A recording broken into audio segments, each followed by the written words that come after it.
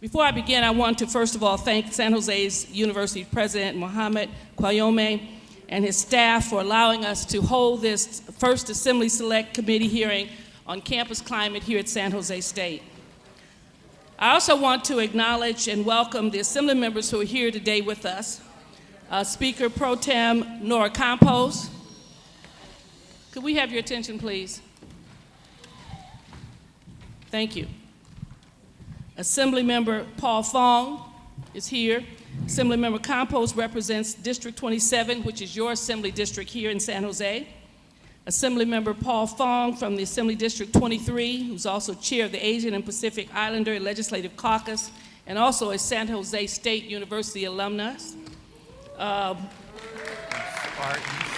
show off, Spartan. We'll eventually be joined by Assemblymember Paul Ting, who just came through the door. He's from Assembly District 19, and he's the chair of the Assembly Democratic Caucus and a member of the API Caucus from San Francisco. Thank you for coming, Mr. Ting. And of course, Assemblymember Bob Wykowski from Assembly District 25 from Fremont, who's the chair of the Assembly Judiciary Committee. I want to thank all of you for coming today. I am Assemblymember Shirley Weber from the 79th Assembly District, representing San Diego, and I'm honored to be here. As an experienced, I don't know if it's experienced, but I guess after years you have experience. As a 42-year member of the San Diego State University's faculty, I am and former chair of the Africana Studies Department. I personally have seen and been involved in a number of incidents and mitigating and working to mitigate the issues of campus climate everywhere throughout the state. I became an assembly member to ensure that our educational system provides equity and academic excellence to all students, especially those who have traditionally been the underrepresented students in the state. Recent incidents on California campuses remind us that much work still needs to be done to ensure that once students arrive on campus, they are welcome, respected, and safe, whatever their background. I assume we all know what happened here on this campus to an African-American student who was harassed by his roommates who locked a bicycle lock around his neck, subjected him to racial incidents, including Nazi symbols and the presence of a Confederate flag. As a parent sending our children away to college, we want to know that our daughters and sons are safe. As a student, I would want to know that my school will provide a welcoming and supportive environment. I would like to thank up front that I would like to first of all say that this is not just designed to lambast this campus or any campus at all.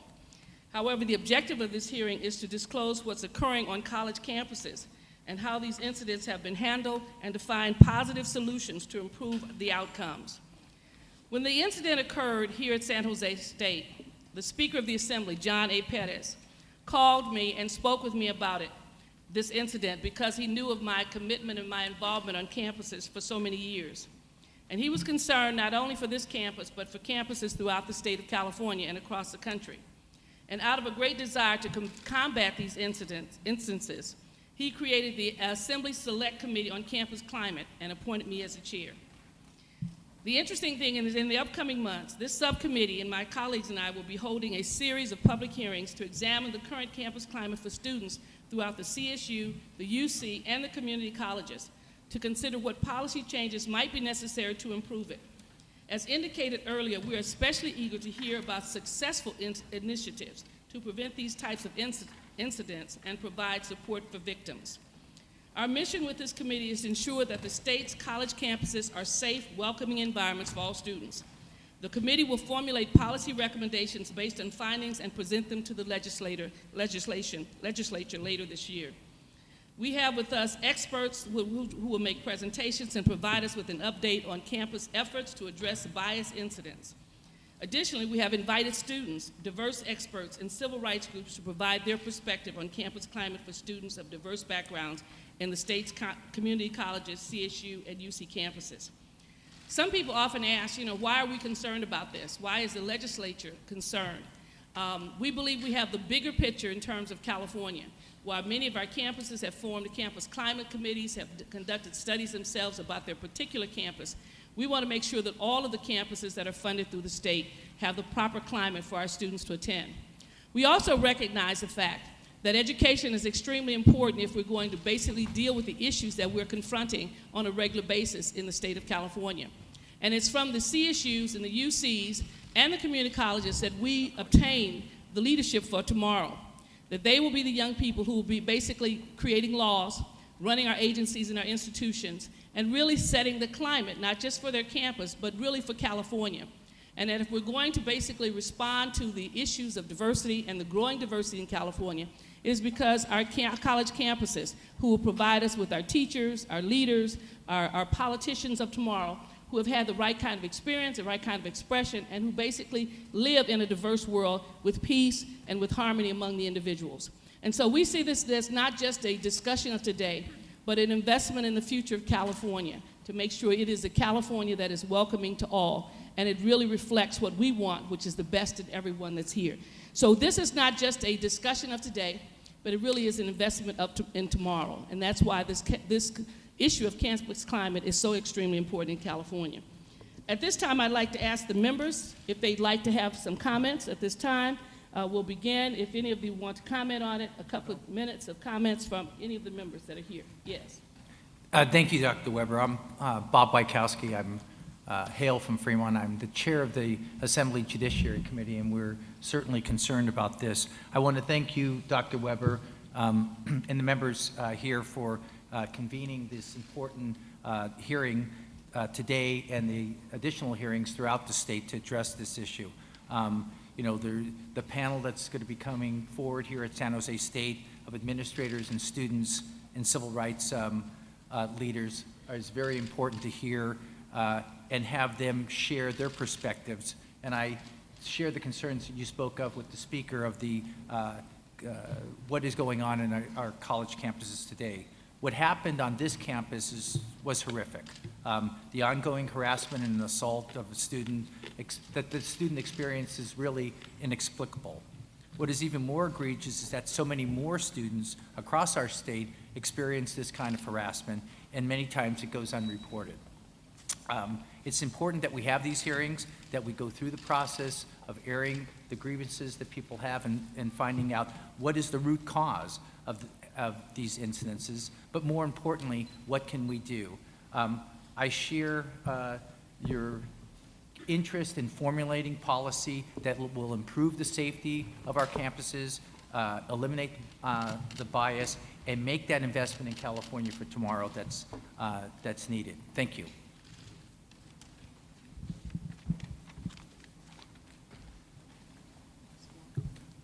Hello, I'm Paul Fong. I'm a proud graduate of San Jose State University. And I've started my political movement here at San Jose State when I was involved with Asian American Studies. I minored in Asian American Studies here, and now I chair the Asian Pacific Islander Legislative Caucus. 11 members of us in the caucus are Asian Pacific Islanders. And so diversity has been a core subject matter for me ever since I've been here at San Jose State 40 years ago. And now I'm looking at it from a different kind of lens. And the incident that happened here used to happen when I was attending school here at San Jose State University, but nothing has changed. It seems like nothing has changed. And we need to change things, and so we're here to make sure that things are getting better. Thank you for having me.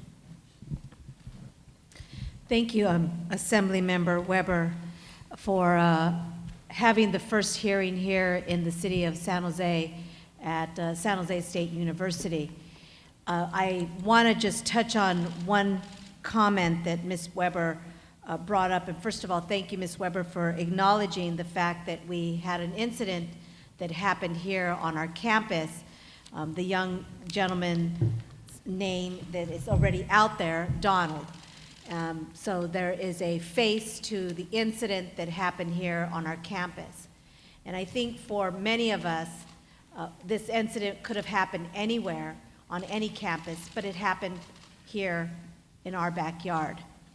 And she spoke about that as parents, you want to know that you're sending your child or your young adult to a university where it's safe and that they are embraced regardless of their differences. And that incident did not happen. But I also had the opportunity to talk to a few educators on this campus right before I came up here. And one thing they reminded me, and I think this also should be part of the conversation, is that sometimes people come to universities from areas where they're not being educated and they're not being raised to embrace diversity. And so that's an issue that we should be talking about too, and how do we handle that when they do come to these campuses where it should be, a campus should be inclusive and we should be able to embrace. So there seems to be a gap where we have to feel as educators that we're re-educating people that are not, I would say, fortunate to live in such a diverse environment like the city of San Jose. When we get out of the campus, I think the campus is very diverse, but we also live in a community that is very diverse. And so as we continue to move forward in this conversation, those are issues that we need to address when we talk about campus climate. So I just wanted to acknowledge Ms. Weber and her leadership on the select committee and the speaker, John Perez, for putting the committee together and allowing a diverse group of us from the assembly to be able to have this dialogue on settings where these incidents are happening.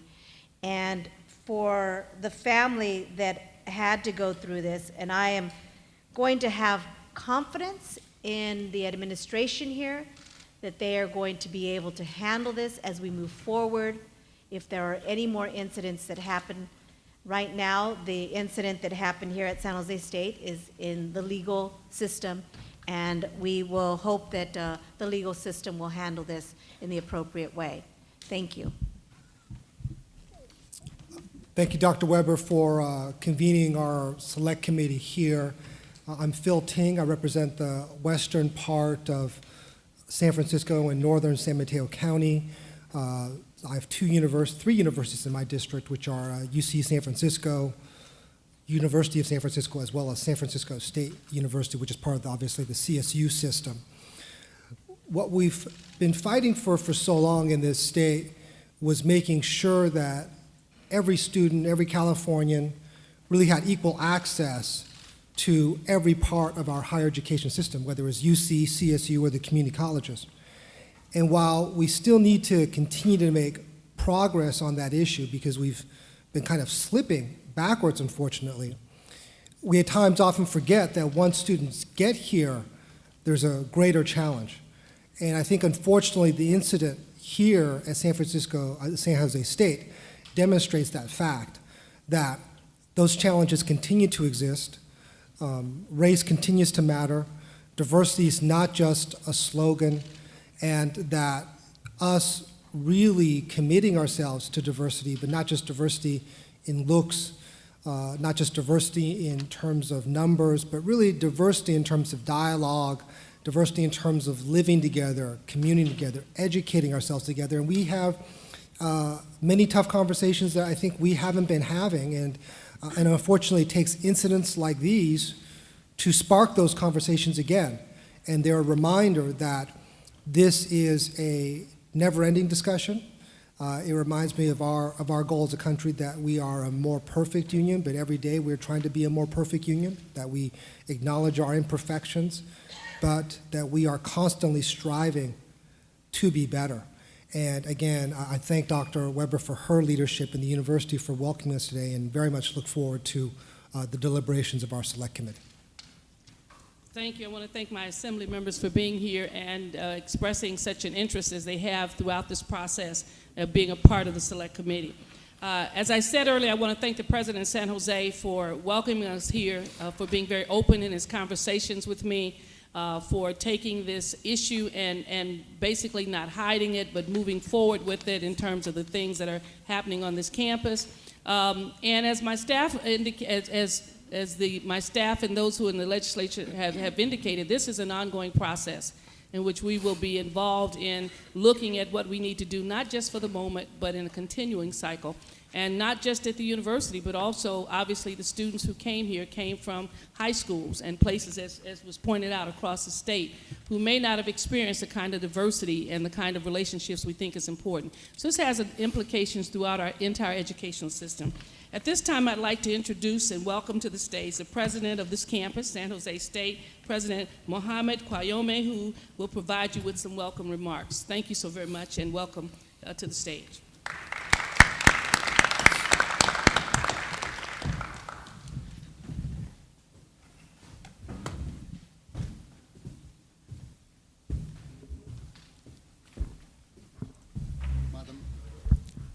Madam Chair, Speaker Pro Tem, members of the committee and staff members of the committee, students, faculty, staff, and guests. I'm Mohammed Kayomi, President of San Jose State University. Today is the Nowruz, or the first day of the Persian community's first day. And on behalf of all of the Persian communities all over the world, I would like to wish all of you a great New Year. Welcome to San Jose State and San Jose State University for the first of your statewide hearing on campus climate. As the founding campus of the CSU, it's fitting that your study begins here at San Jose State University.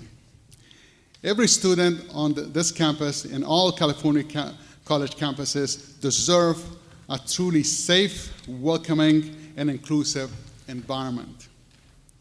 As I've stated before, the abuse inflicted on San Jose State African American students, first-year student here by several of his residence hall suite mates was wholly unacceptable. Our students deserve better. We are committed to making sure that all of our students have a quality experience. There are difficult truths that must be addressed. Diversity is not just about demographics. Diversity must be towards a just goal where all of our students, faculty, and staff can flourish. We share a duty to do everything we can to make that so. I want to thank the Assembly Speaker John Perez for appointing the Select Committee to study the campus climate issues. Again, thank you very much for taking this important work. And again, Madam Chair and committee members, welcome to San Jose State. Thank you.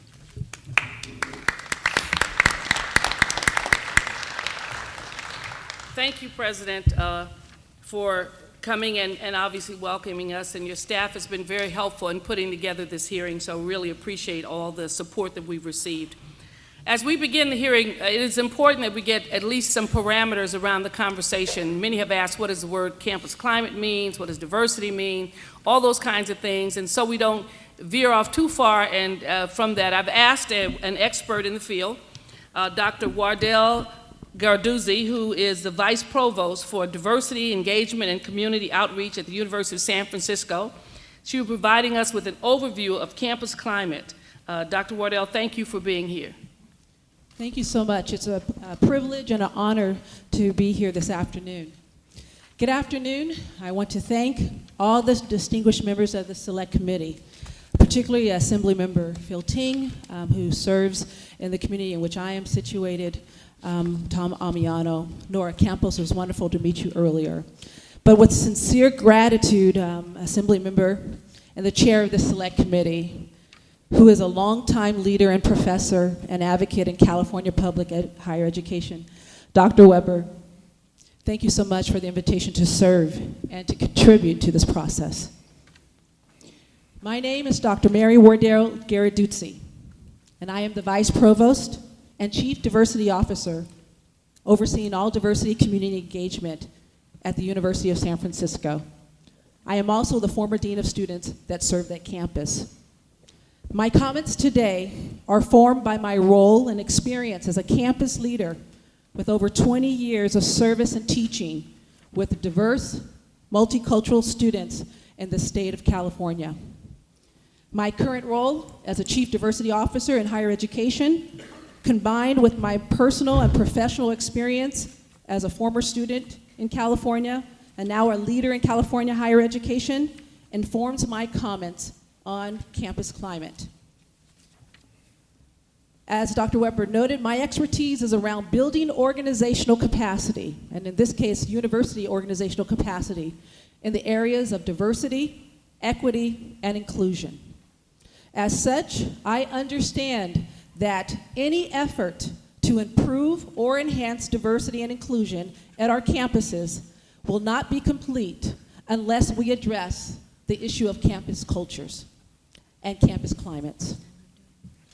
So my intent is to lay a foundation for the select committee members as you begin your work and close examination to address campus climate in California's public institutions of higher education. So for the record, and a note of references, please note that my comments and testimony reflects the contributions and work of leading scholars as well as thought leaders in the field of diversity, inclusion, and campus climate assessment in higher education.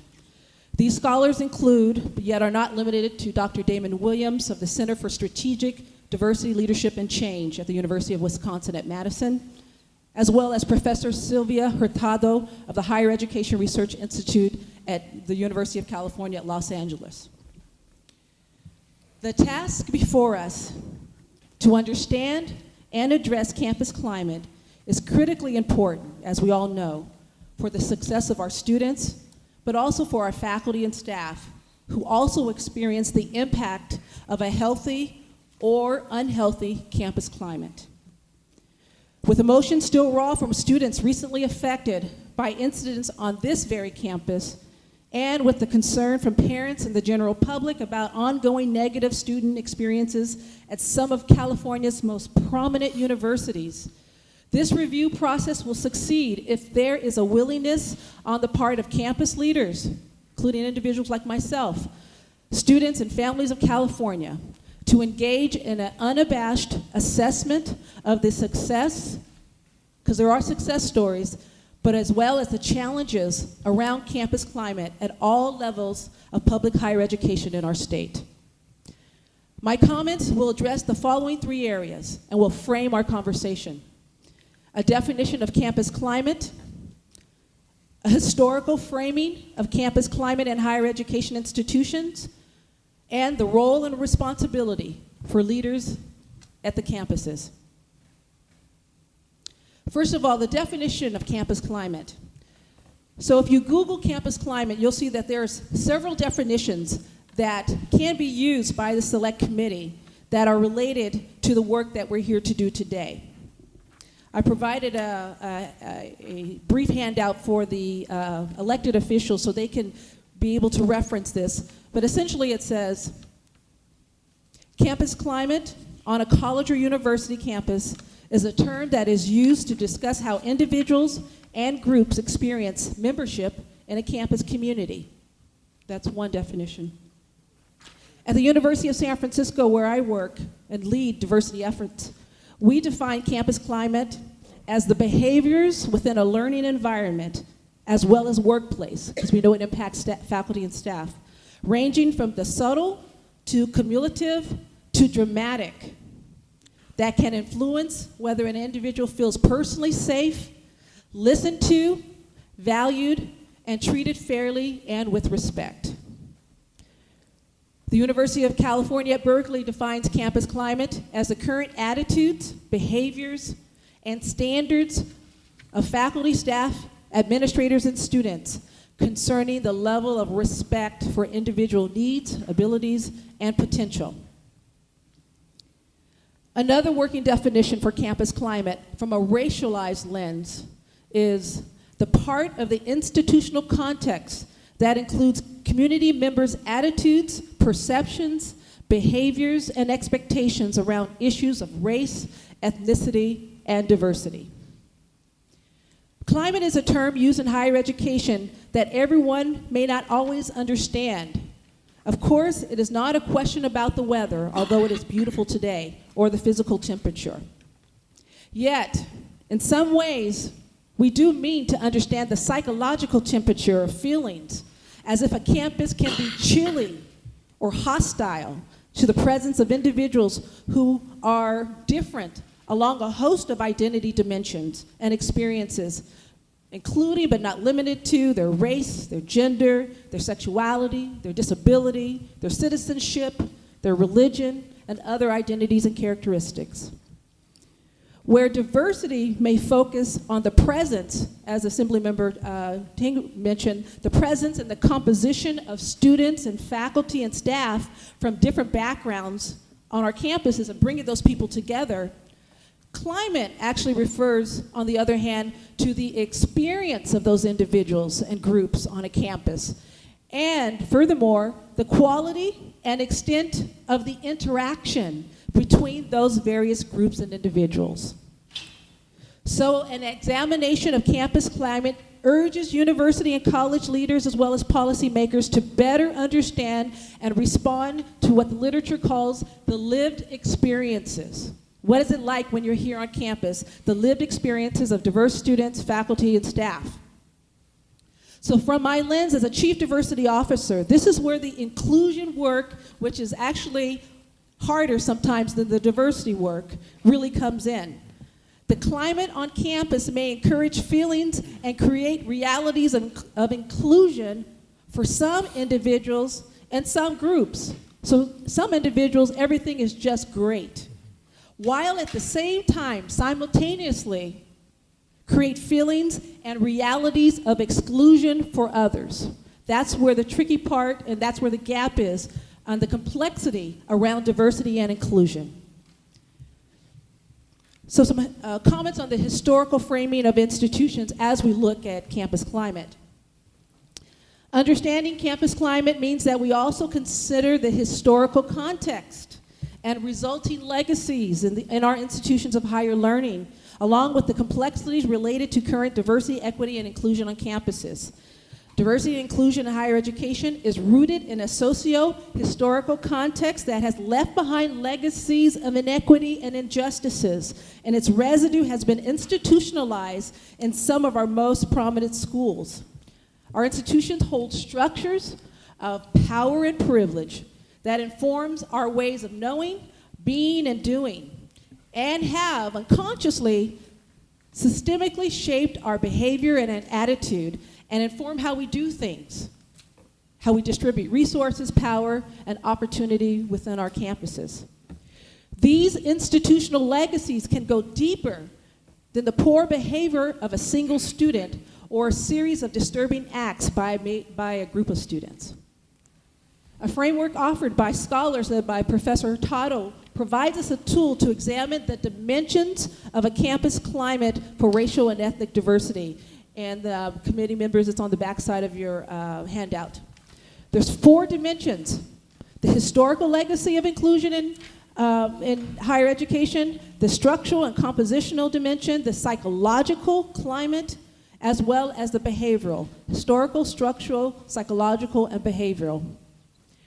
The historical legacy of inclusion and exclusion helps us examine the sociological context of exclusion for certain diverse groups, and the educational as well as the leadership process.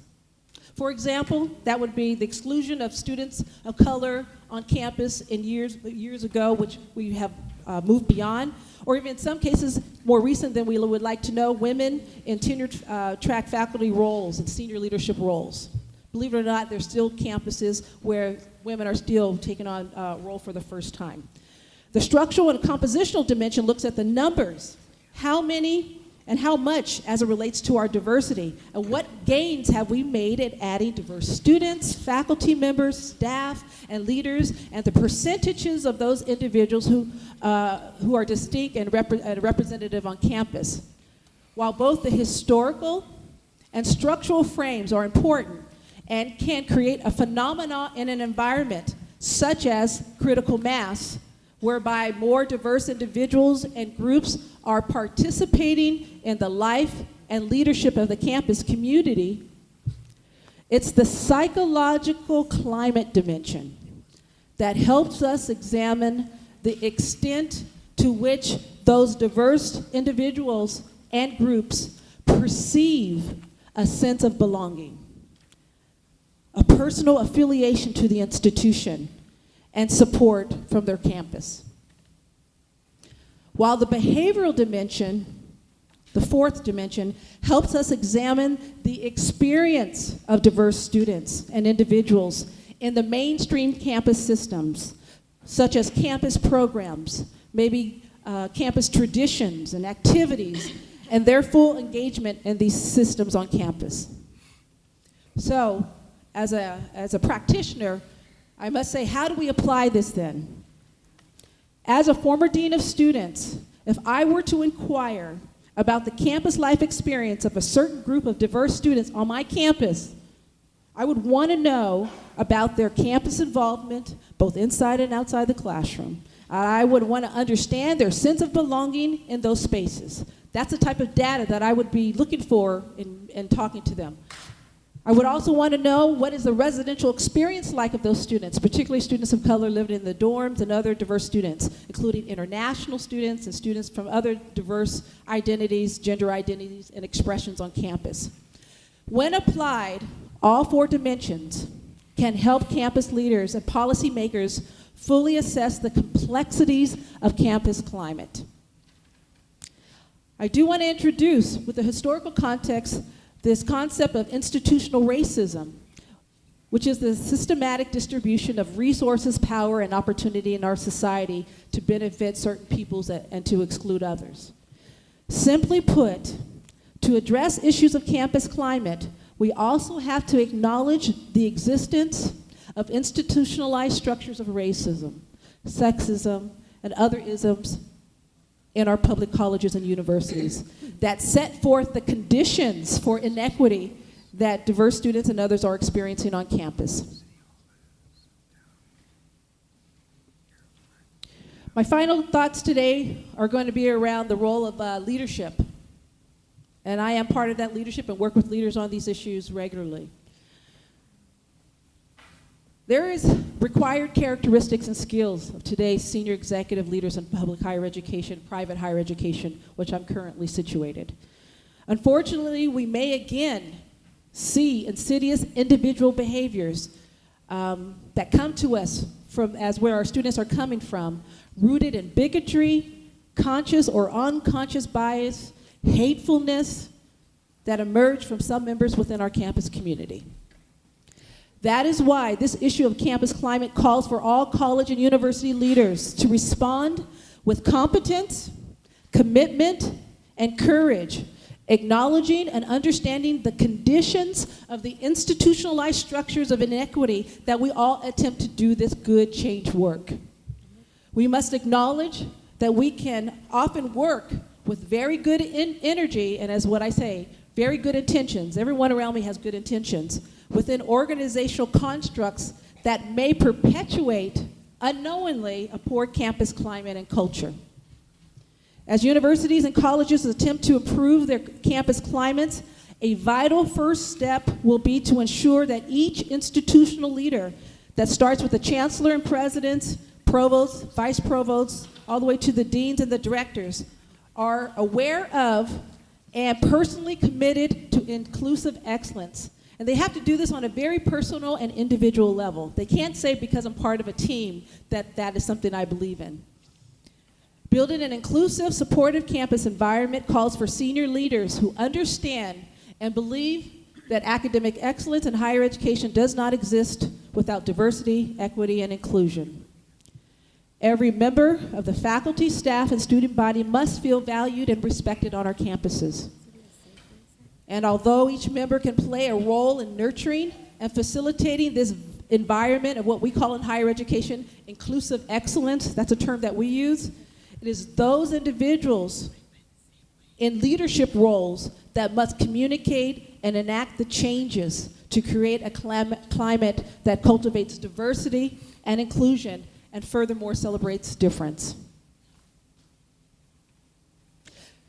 My final comment on the senior administrators, because I think it's important, is that we have to personally commit and be accountable for building real solutions that will deeply and permanently interrupt these negative dynamics that leads to an unhealthy campus.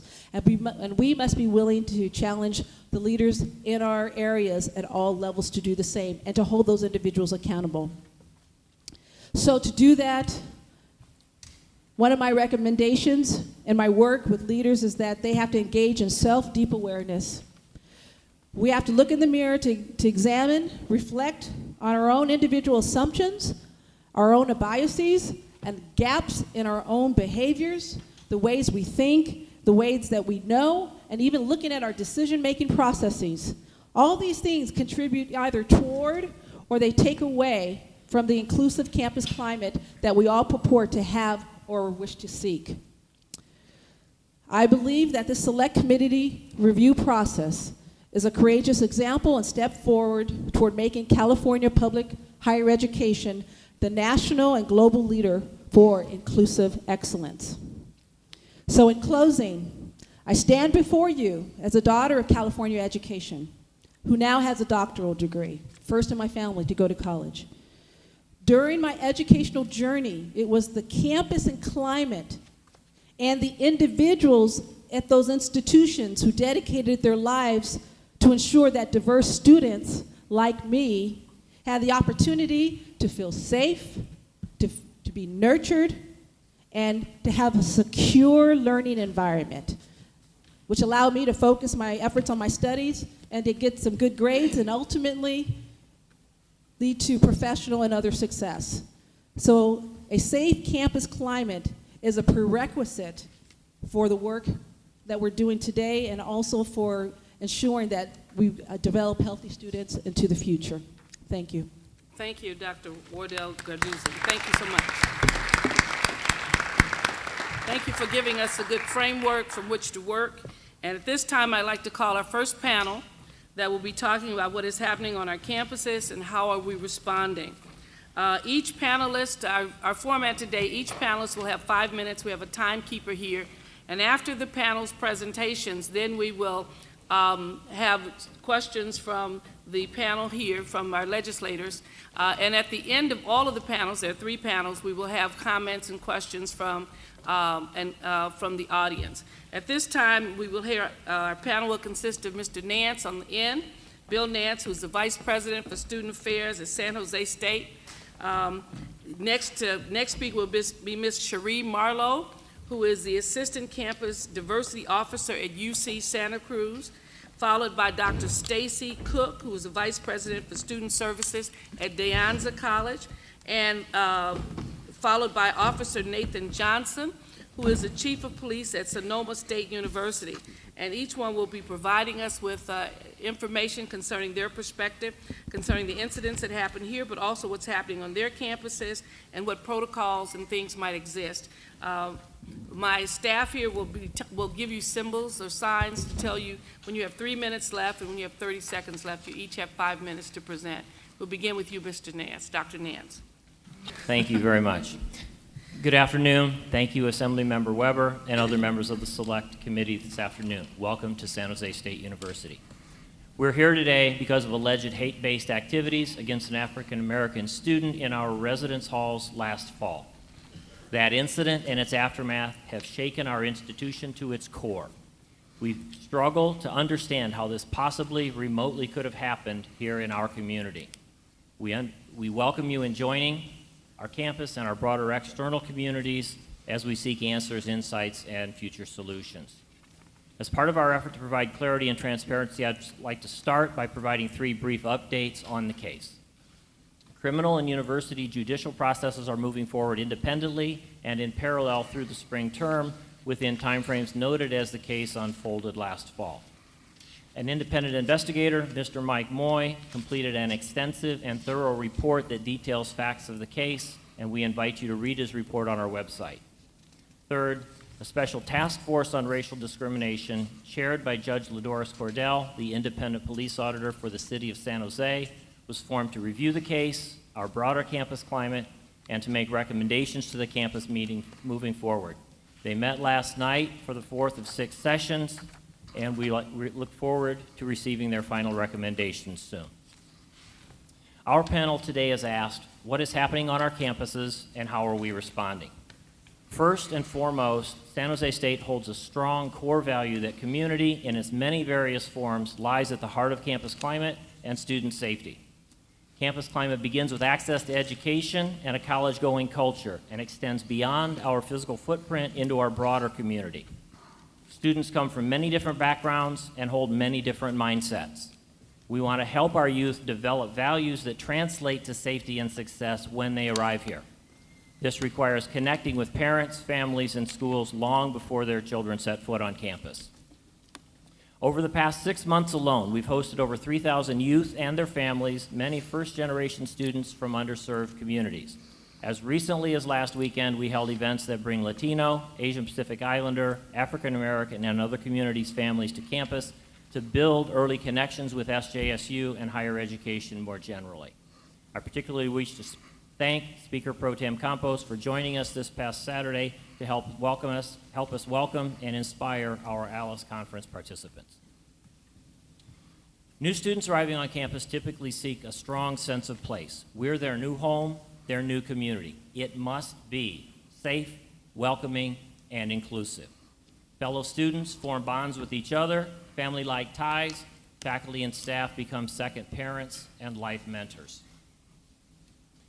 While many students do find a sense of place when they arrive, many others struggle. Student activism often reflects a feeling of being silenced, of being isolated, of being talked at, or being directed rather than being engaged to help shape their own direction. The world's view of the college experience often does not reflect the fundamental hardships students face in college today. Finances, relationships, hunger, academic demands that are magnified without opportunities to share relevant experiences with their communities. Often overlooked in campus climate discussions and in society as a whole is the corrosive effect of small, frequent insensitivities, often called microaggressions. Offensive jokes, inappropriate comments, insensitive classroom conversations. They happen all the time. I hear them every day.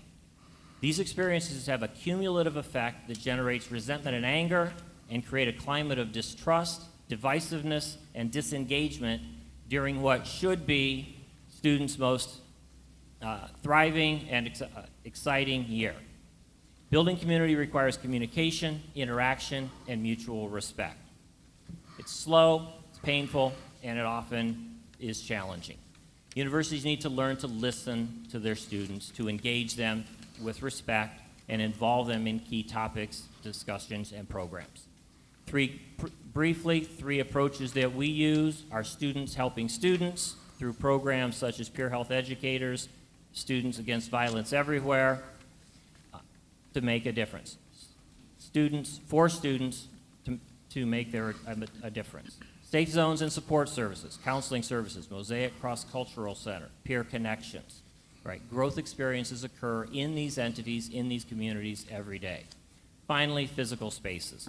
Students are helping us as a campus, as administrators, to develop cultural-themed floors in our housing services and are involved in designing student community focus centers in our new student union. In closing, as President Kiyomi said, SJSU is committed to making our campus a truly safe and welcoming community. We owe it to our students as they move into society as active community members and engaged citizens. Thank you very much for being here today. Thank you. Dr. Marlowe. Again, Cherie Marlowe. I'm the Assistant Campus Diversity Officer out of the Office for Diversity, Equity, and Inclusion at UC Santa Cruz. And I want to thank the committee for inviting me to share specifically about UC Santa Cruz's experiences as it relates to campus climate.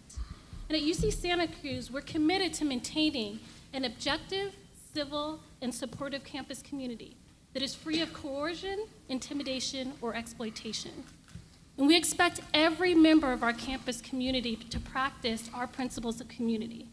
These are a set of principles that we developed on our campus years ago to help promote and protect an environment that values and supports every member of our campus community, every staff member, every faculty, and every student, in an atmosphere of civility, of honesty, and of respect.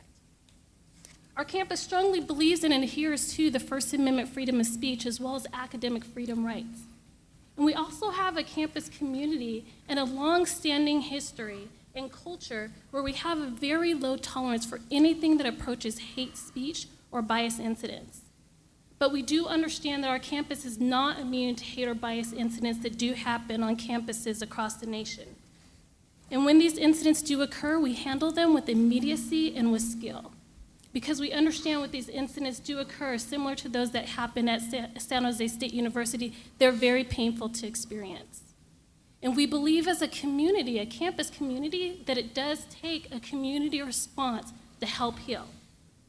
Specifically on our campus, years ago we developed what's called a Hate Happen Here Community Response Kit. And it's specifically designed to help our community address and respond to incidents in their immediate areas. Because I don't know if you're familiar with UC Santa Cruz, but it's a very complex and decentralized campus where we have 10 different college systems there. This kit contains information for direct action when a hate or bias incident occurs, materials for continued education and awareness, and support resources for those who have been a target or a witness of hate bias incidents. We also have a long and well-established hate bias response team that includes 7 campus leaders. Some of those leaders include the police chief, our associate chancellor, our dean of students, as well as the vice provost for academic affairs. And these leaders receive and review the different reports that are reported through our hate bias response system, reporting system, and they determine if the facts as stated are true, are sufficient to constitute an incident of hate or bias within the scope of our policy. I want to specifically walk you through an incident that's reported for students. Our dean of students or designee makes every reasonable effort to contact the complainant within 2 campus business days. They monitor the progress of all reports, confirm that the complainant was in fact contacted, and all reports were addressed as appropriate. We also note when the complaint or the report has been closed. We have a goal of reaching out to the complainant and providing them with the conclusion and the results within 21 campus business days. And we also keep a confidential hate bias database to make sure that we're reporting all the incidents to see what the themes are, so we can provide educational and support resources if there's current themes that are reoccurring. If a hate or bias incident does violate our student code of conduct or any other university policy, discipline may include enhanced sanctions, and the law enforcement is involved as appropriate. But even when an incident is not a crime, our campus seeks to prevent and respond to these incidents by educating the campus community and providing a clear and accessible way to report incidents of hate or bias.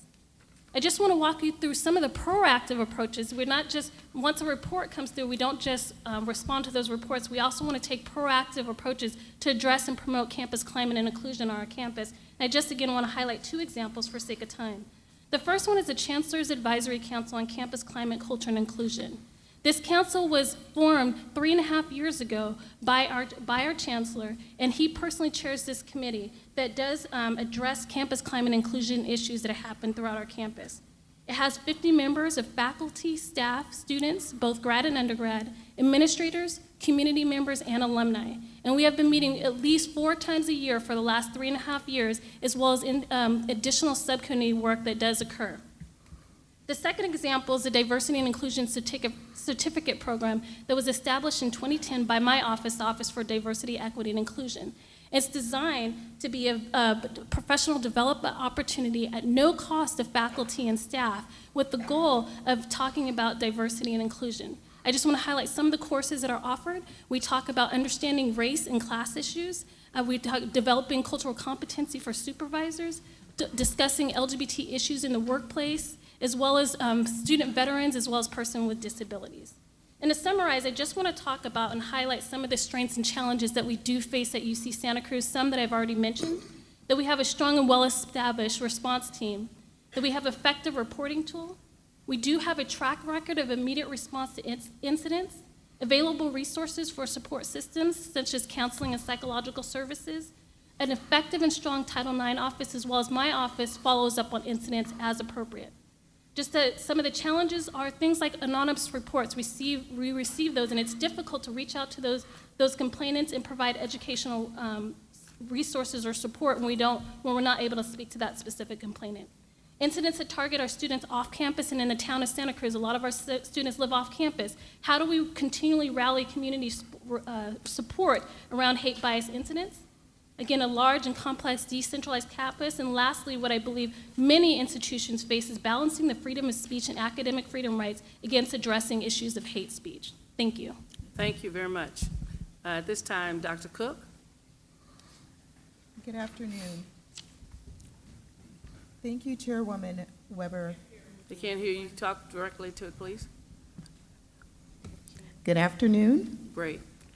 Thank you, Chairwoman Weber, De Anza College's own Assembly Member Paul Fong, and members of the Assembly Select Committee on Campus Climate for the opportunity to present to you today. At the heart of the matter of campus climate is a clear, manifest willingness to openly address racism, sexism, gender orientation, and religious biases, including those deeply institutionalized in higher education and throughout society.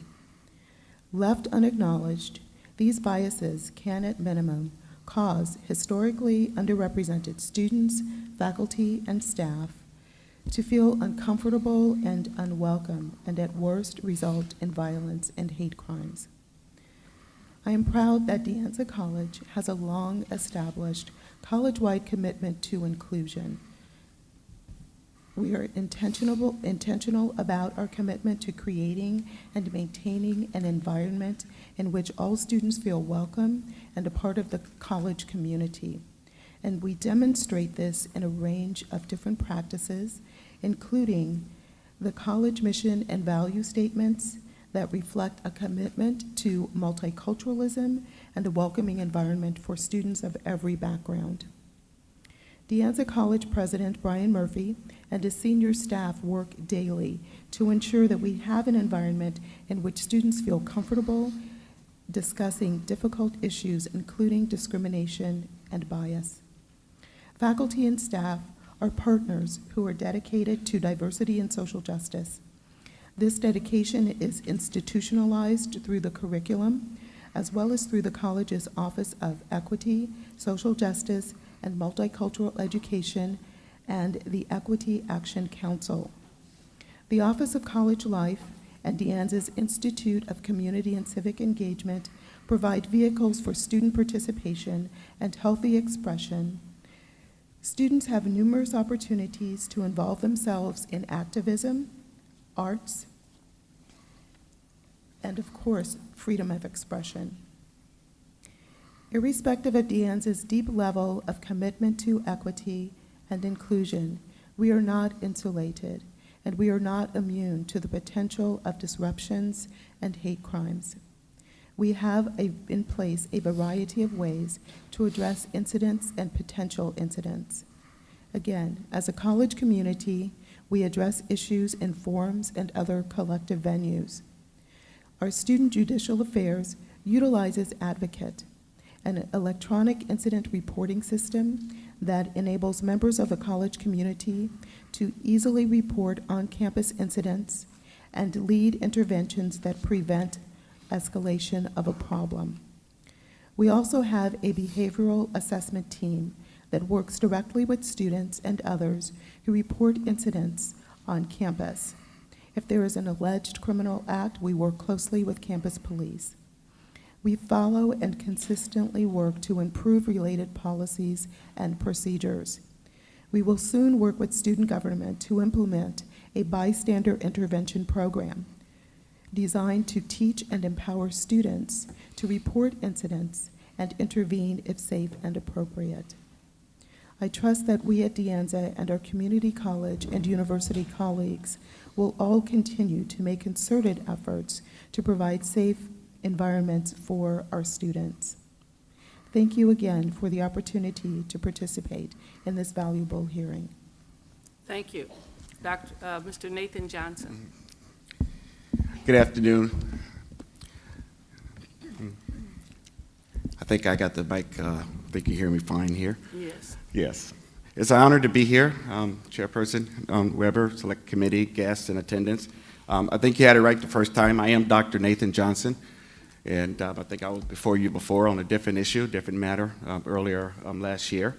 I'm also the risk manager, the executive director for risk management and internal control and information security at Sonoma State University. I formerly served as the Chief Law Enforcement Officer for the system out of headquarters office in Long Beach. So I am honored to be here today representing the CSU and our current Police Chief Liaison, Chief Ann Glavin.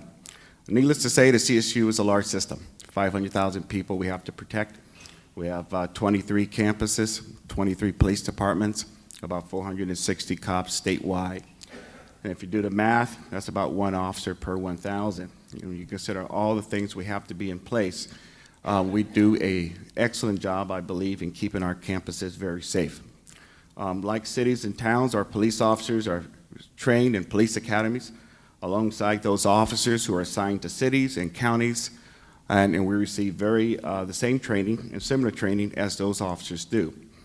Our campus police departments all have policy manuals that address every type of incidents we hope that we will encounter, including crimes that we would normally encounter. And those policies are based on best practices. Many of our campus police agencies are accredited by a national organization, the Commission on Accreditation for Law Enforcement Agencies. Some of them are accredited by the International Association of Campus Law Enforcement Administrators. And some of them have the unique, tag of being accredited by both agencies, which is very rare. And we're very proud of that. Our campuses believe in the village concept. We understand that we can't be every place at all times, so we understand that the complexity of the campus environment requires that we collaborate with our communities and make sure that we build relationships. We understand that building relationships build trust. And we understand by building trust, people are likely to call us to let us know what's going on, and we can prevent and mitigate problems before the problems occur. We collaborate with key stakeholders in various other departments and units on campus. And when incidents do occur, we have response team. You heard about some of those things earlier, such as the critical response team, the student of concern, behavioral intervention teams. We participate in those committees. The way it works at our campus is similar to other campuses. Anytime there's an incident that is brought to the attention of any member on any one of those teams, any member can call a meeting. And normally what we do is we stop what we're doing, we get together immediately and discuss strategies on how to best deal with that environment. Our role is very simple. As a campus law enforcement entity, we are to maintain a safe campus environment. And pretty much in a campus environment, it includes some nurturing. It includes very much being a part of that environment, participating, and as I said before, collaborating on many of the programs and projects. Just some examples here, some of the programs that you may see at our campuses: the Hate Stop Here program, Safe Space campaigns, Chat with the Chiefs in open forum, town gown meetings, participation with resident life training, understanding that we have many people on our campuses who live on campus 24 hours a day. Many of our campuses are larger than the cities that surround them. We have meetings with student club leaders and Greek life leaders. We participate in many of the incoming EOP, international student programs, summer bridge programs, making sure they understand how to be safe and how to report crimes on campus. We have a number of resources, information that we distribute, and we also participate in a host of campus diversity-based programs. When an incident do occur, of course, there's some dialogue and discussion about who takes the investigation. And usually that's discussed at one of those meetings I mentioned earlier. If it's a criminal case, many times the police department would take the lead on that investigation. But we also understand that sometimes the investigation may have cross-linkages and somewhat a matrix effect on what's going on elsewhere. If this investigation has a whistleblower connotation, or if it has a EEOC reference, of course, we have to work with other departments and people who are in charge of leading those teams as well. So we're very proud of what we do on campus and how well we collaborate with other departments.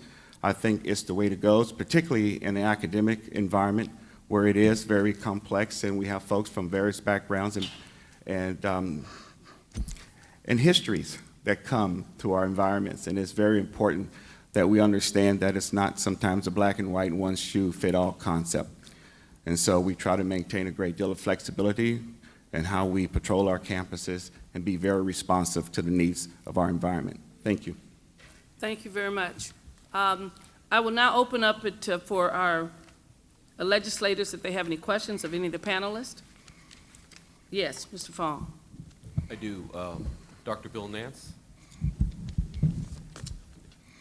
In the 26th of October, you kind of mentioned in passing in the football game to the President Mo about this incident, but he didn't have any facts on it, and he didn't find out about it until November 20th, almost a month later, when the DA filed charges. Why is this that kind of, I mean, you're immediately beneath him in the organizational structure, aren't you? Yes, sir. Yeah. Why do you, is there a communication issue there, or is there something that wasn't that important to communicate this issue to him? Thank you, Assemblymember Fong. The communications between the president and I are quite frequent, quite common. The time frame that you're talking about there was a period when there were many different investigations that were continuing. The University Police Department was doing its work. The Title IX Discrimination, Harassment, Retaliation Office was doing its work. The Student Conduct, which reports to me, was on hold slightly until the DHR investigation was done. So there were so many different investigations that were in process that it was at the point in time when those came to a head 3 weeks later that we ended up briefing the president. At the same time, all of the media and the district attorney external work came out. Thank you. Any other questions? Yes.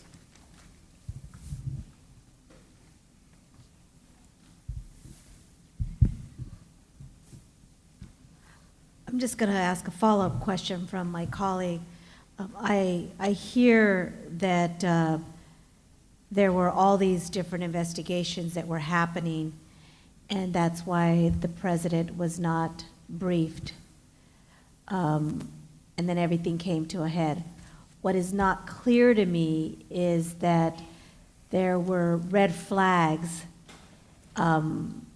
early on, and why wasn't the president informed even to say that this is going on, we want you to be aware of, these are the things that are moving forward.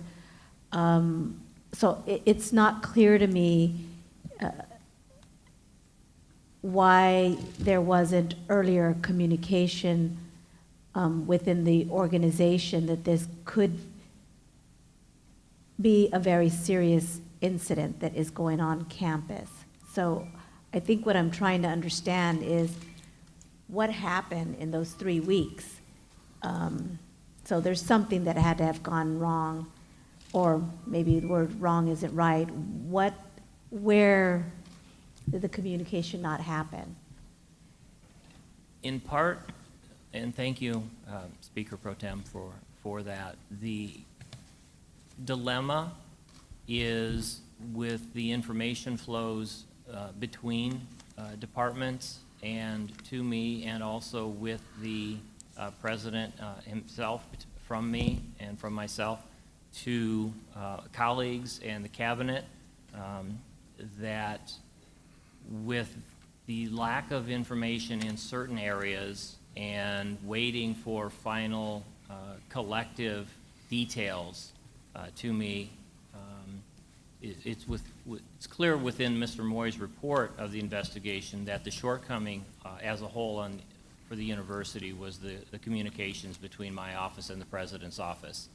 And there was, as I said before, so many different activities and pieces of reports and limited collective compilation of all of the information that we just did not, I did not connect back to the president in that time frame adequately.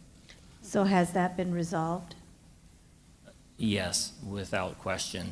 Since then, we meet on a very regular basis on this and any other items that come up.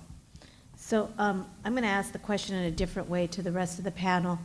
What are some of the best practices that you all are pretty much aware of the incident that happened? And I don't want to just focus on one particular incident here, but in your campuses, what are some of your best practices if something like this would have taken place? How would you, or how do you handle this type of situation? Because I think we can learn from other campuses that may be doing something different. Yep. I can take that first stab from UC Santa Cruz, and thank you for the question. I already mentioned some of the things that we do on our campus, the hate bias response team, but that only happens if an incident is reported to our institution. Normally, the good thing about our campus is even if the incident is not reported directly through that reporting tool, at least from the time that I've been and I've talked to my colleagues, generally a witness or someone will come forward, and I even through the different incidents that have been reported, I looked over all the data from the last year. Either it's the person that has been targeted or a witness comes forward through the reporting tool, so it normally gets to us. All of those 7 campus leaders, as well as other leaders, are on the email bank, so we all are communicating constantly when an incident takes place. We already know directly who is the person to take the lead, whether that's students, faculty, staff, whether it's directing them to different services. And so the main thing for us is we're always in communication, and things do go up to the chancellor when needed and when appropriate, and that has happened in the past in our institution. At De Anza College, our senior staff and our president, we meet frequently, at least twice a week. We're also in communication by phone and by text. We also we talk constantly, so we're always in communication, but we also work very closely with campus police. So that's one thing that really benefits and supports our work, is that we work with campus police, we disseminate information to the college when needed, and we also communicate to our chancellor, the Chancellor Thor, when an incident is reported, whether it's developed to something else or fully investigated. We just make certain that people are in the loop, that they know that something has occurred. We also work very closely with our Dean of Students. She's responsible for Student Judicial Affairs, and she has the database that I referenced earlier, Advocate. It shows us if there are any trends or if there are any repeat incidences that have occurred and other action that has been taken. I'm also the Title IX officer, so a separate investigation occurs as well depending on the incident. But in summary, we're close in terms of communication, both day and night and on weekends, and we work very closely with our campus police. Okay, thank you. I have a follow-up question. Here at and I only have the information basically with San Jose State because I haven't had the opportunity to visit some of the other campuses and hear from students at other campuses. But I think this is an important issue to address. We also know that the student who was part of the incident lived in the dorms, correct? And I had the opportunity to talk to some resident advisor. I guess they're the ones that monitor the dorms, and they are the ones that would have been aware of something that was going on in the campus. Walk me through what went, if you believe anything went wrong in communication and the protocol that is in place on how they handled this incident, and if there have been changes, I'd like to hear about those changes as well. Thank you. Certainly, and I would be glad to talk about that. The resident advisors, at the time they became aware of the depth of the activities that were going on in the suites behind the doors of the room, responded absolutely immediately by the next day removing roommates that were primarily reported as the instigators of what was going on. Within 24 hours, 2 roommates had been relocated. UPD had already been brought into the case and started its investigation from a Sunday night at 10 p.m. till by dinner time the next afternoon. The first 48 hours after the discovery of the depth of what was happening in the room was an incredibly fast and quick response by a combination of UPD and resident advisors who are undergraduate students up the chain to the graduate student ARLCs, Associate Resident Life Coordinators, and into the professional staff. And from there, that's when the resulting sequence of activities and things occurred within a period of just a few days that first week. So one of the things that, and you have the facts much more than the paper has the facts, but they talked about this agreement between the students, that they signed this agreement and that this behavior would not continue. That happened how far in advance before this took place? That's a document called a suite mate agreement. It's actually, it's a compilation of what are roommate agreements. If you know understand the setup of the room, these are suites where there are actually 8 people in a room off of a hallway, common area with then behind there in this case, 4 sets of double rooms. So it's significantly room from the hallway. Every roommate pair needs to sign a roommate agreement, what can happen in their private bedroom, and then the suite mates as a whole collectively put together a suite mate agreement that's all of the 4 or 6 or 8, whatever the size. And so that was September 23rd was when the resident advisor met with that group to discuss the suite mate agreement that they had compiled. It's a requirement as a policy within housing that within the first month that they sign in, that all roommates sign. And who makes and I ask this question because if this is a standard across California at our universities, what I'm trying to understand is that there were clear red flags of what was going on, and the individual did not feel safe, but it doesn't appear that he had another alternative to say, this is not good enough for me. So what I'm trying to understand, is this standard across campuses, or does each campus handle these type of situations different? Is it a judgment call? That's what I'm trying to understand, is this, not just at San Jose State, is this a standard, or is there a judgment call, or is there another way that this could have been handled as we move forward? Again, thank you for that, and I'll quickly respond before and then let others as well.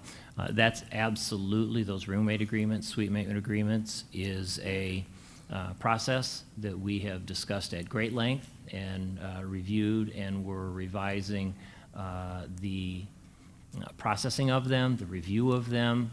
At the task force recommendations just last night, they were discussing roommate agreements and a recommendation for a policy that actually takes them one step beyond the meeting with the resident advisor to make sure that professional staff or somebody higher up the chain also looks at anything unusual, something that's beyond the standard that is in everybody's room, and to see is there a statement that looks unusual or looks odd, and that's very much one of the recommendations that we're looking and have already started to review. Okay, any other comments, questions? Mr. Ting, yes. Yeah, I had a couple questions. First, I wanted to thank Dr. Wardell and really setting the table for our discussion. And I know that my colleagues have asked a number of questions about the specific incident. What I'd like to ask Dr. Nance is more about the overall university culture and climate. What about the university culture do you think prevented students from coming forward about this incident? I can't imagine a worse place to keep a secret than a university dormitory, yet for months, these atrocities were kept secret, which I find almost impossible to believe. So what is it in the university culture at San Jose State prevented anyone from coming forward, in your opinion? Thank you, Assemblymember. That's a question that we have introspected tried to understand, worked with our support communities, worked with our student groups, worked with students across the campus to try to get an understanding of that. We don't know the answer to that. As we were shocked when it happened, as we've continued, as I in my comments said, we've struggled to understand how it could be here. It's so counter to the values that we have, the approaches that we take, the work that we do with students. That's absolutely a question we just don't know. The sense of apparent isolationism and Let me ask it a withdrawal. different way. I don't know. You had a number of students who felt very comfortable in perpetrating this kind of behavior. Why would you suppose that those students felt comfortable enough doing this in a culture that would appear to be counter to that behavior? Yeah. We need to remember these were first semester freshmen arriving on campus the first month of their life away from home, coming together as new people who didn't know each other. And the forming of those bonds, I talked about students when they arrive on campus form bonds and relationships with their friends. The comfort level of something like that is foreign to me.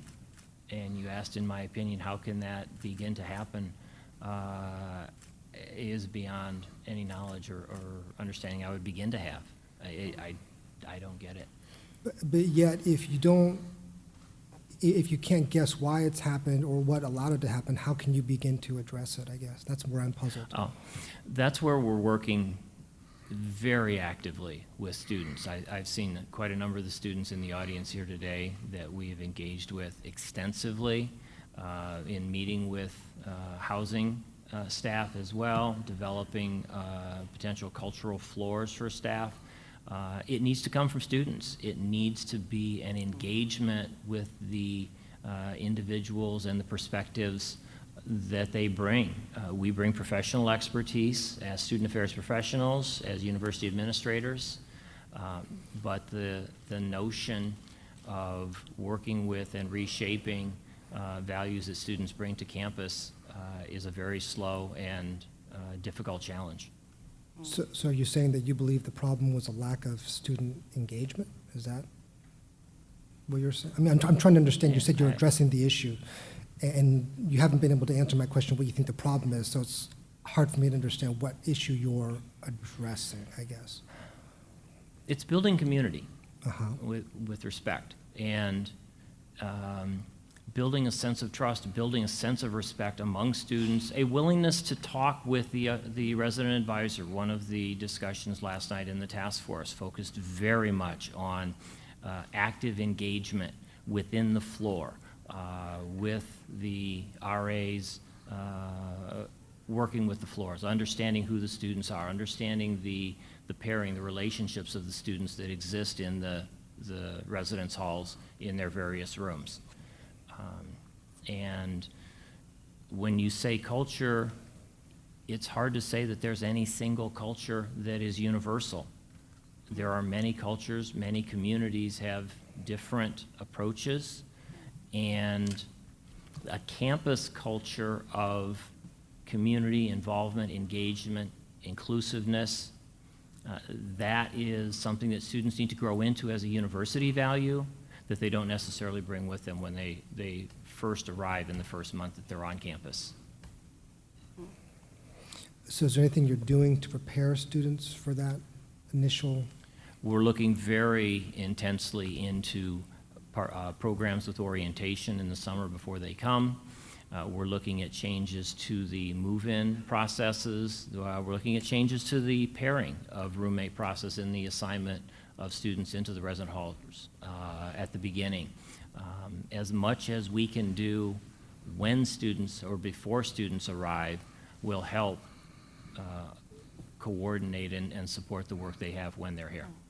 Okay, thank you. I just had two questions for Ms. Marlowe, good, and then I then I'll had be some done. questions. Ms. Marlowe, can you give us a sense of how many complaints you receive on an annual basis? Yes, Or approximately. Yeah. I did look up the data for the last academic year, fall 2012. We received 7 incidents through our reporting tool, and in spring 2013, we received 10 incidents, and that's been consistent across the board, about 17 to 20 incidents per year. Is there any concern on your part, sort of given what happened in this incident, was a lack of student reporting that people aren't coming forward or aren't willing to come forward? Not in that sense, because even incidents that I've been involved in that have not gone directly through the reporting tool, we hear about them generally somehow. I know that what we don't know, we don't know, that it hasn't come to us. But for the most part, I've had incidents that I've been involved in or referred to other officers, or it's come to me through different vehicles outside of the report hate tool. And so I'm confident in that sense that given the history of our campus and knowing the student culture being built on ideas of social justice, our student population is very engaged. Even I have students, I invite them to my office. Sometimes they don't want to come, or they feel intimidated to come to an administrator's office. But the ones that have come, they've been very open about the things that are going on. Specifically, I had an incident where a student, I just met him as he was walking along. I was going my way to a meeting, and I just said hello, asked him what URI was, etc. And I said, how's it going on campus? I talked about different things that what my position does. And he followed up and came to my office a month later and told me about an incident and feeling isolated in one of his classes. And I asked him from there, well, how would you like, if I can be of any service, how would you like me to respond? Would you like me to talk to your TA? Would you like me to connect you with the African American Resource and Cultural Center? And so things like that still come to us through different vehicles. And so I guess that's the best way that I can answer your question. Thank you. Okay. Thank you. Thank you. I just had a couple of questions, and then I think we have to move to our next panel so we can kind of stay on target. Couple of things as I listened, and I think it's important that when we talk about what happened with the incident here and the gap of about a month almost between it coming forward and the president hearing about it. And Mr. Nance, I know you say everybody says constant communication is important. But you also indicate that you're constantly in communications with the president. So that then says, if you can talk all the time, but it's what you talk about that becomes important, I guess. And so whether or not this issue rose to the level of concern is a concern for me. Because even though these things are happening on campuses, if they don't rise to a level of urgency and an immediate response, then they become kind of watered down and they just kind of flow with the tide of the campus. And so we don't get the kind of response I think that we want to get in terms of an immediate response when something is this great. So obviously you're in constant communication. The question becomes, what are you communicating? Oftentimes based on what the campus sees is important.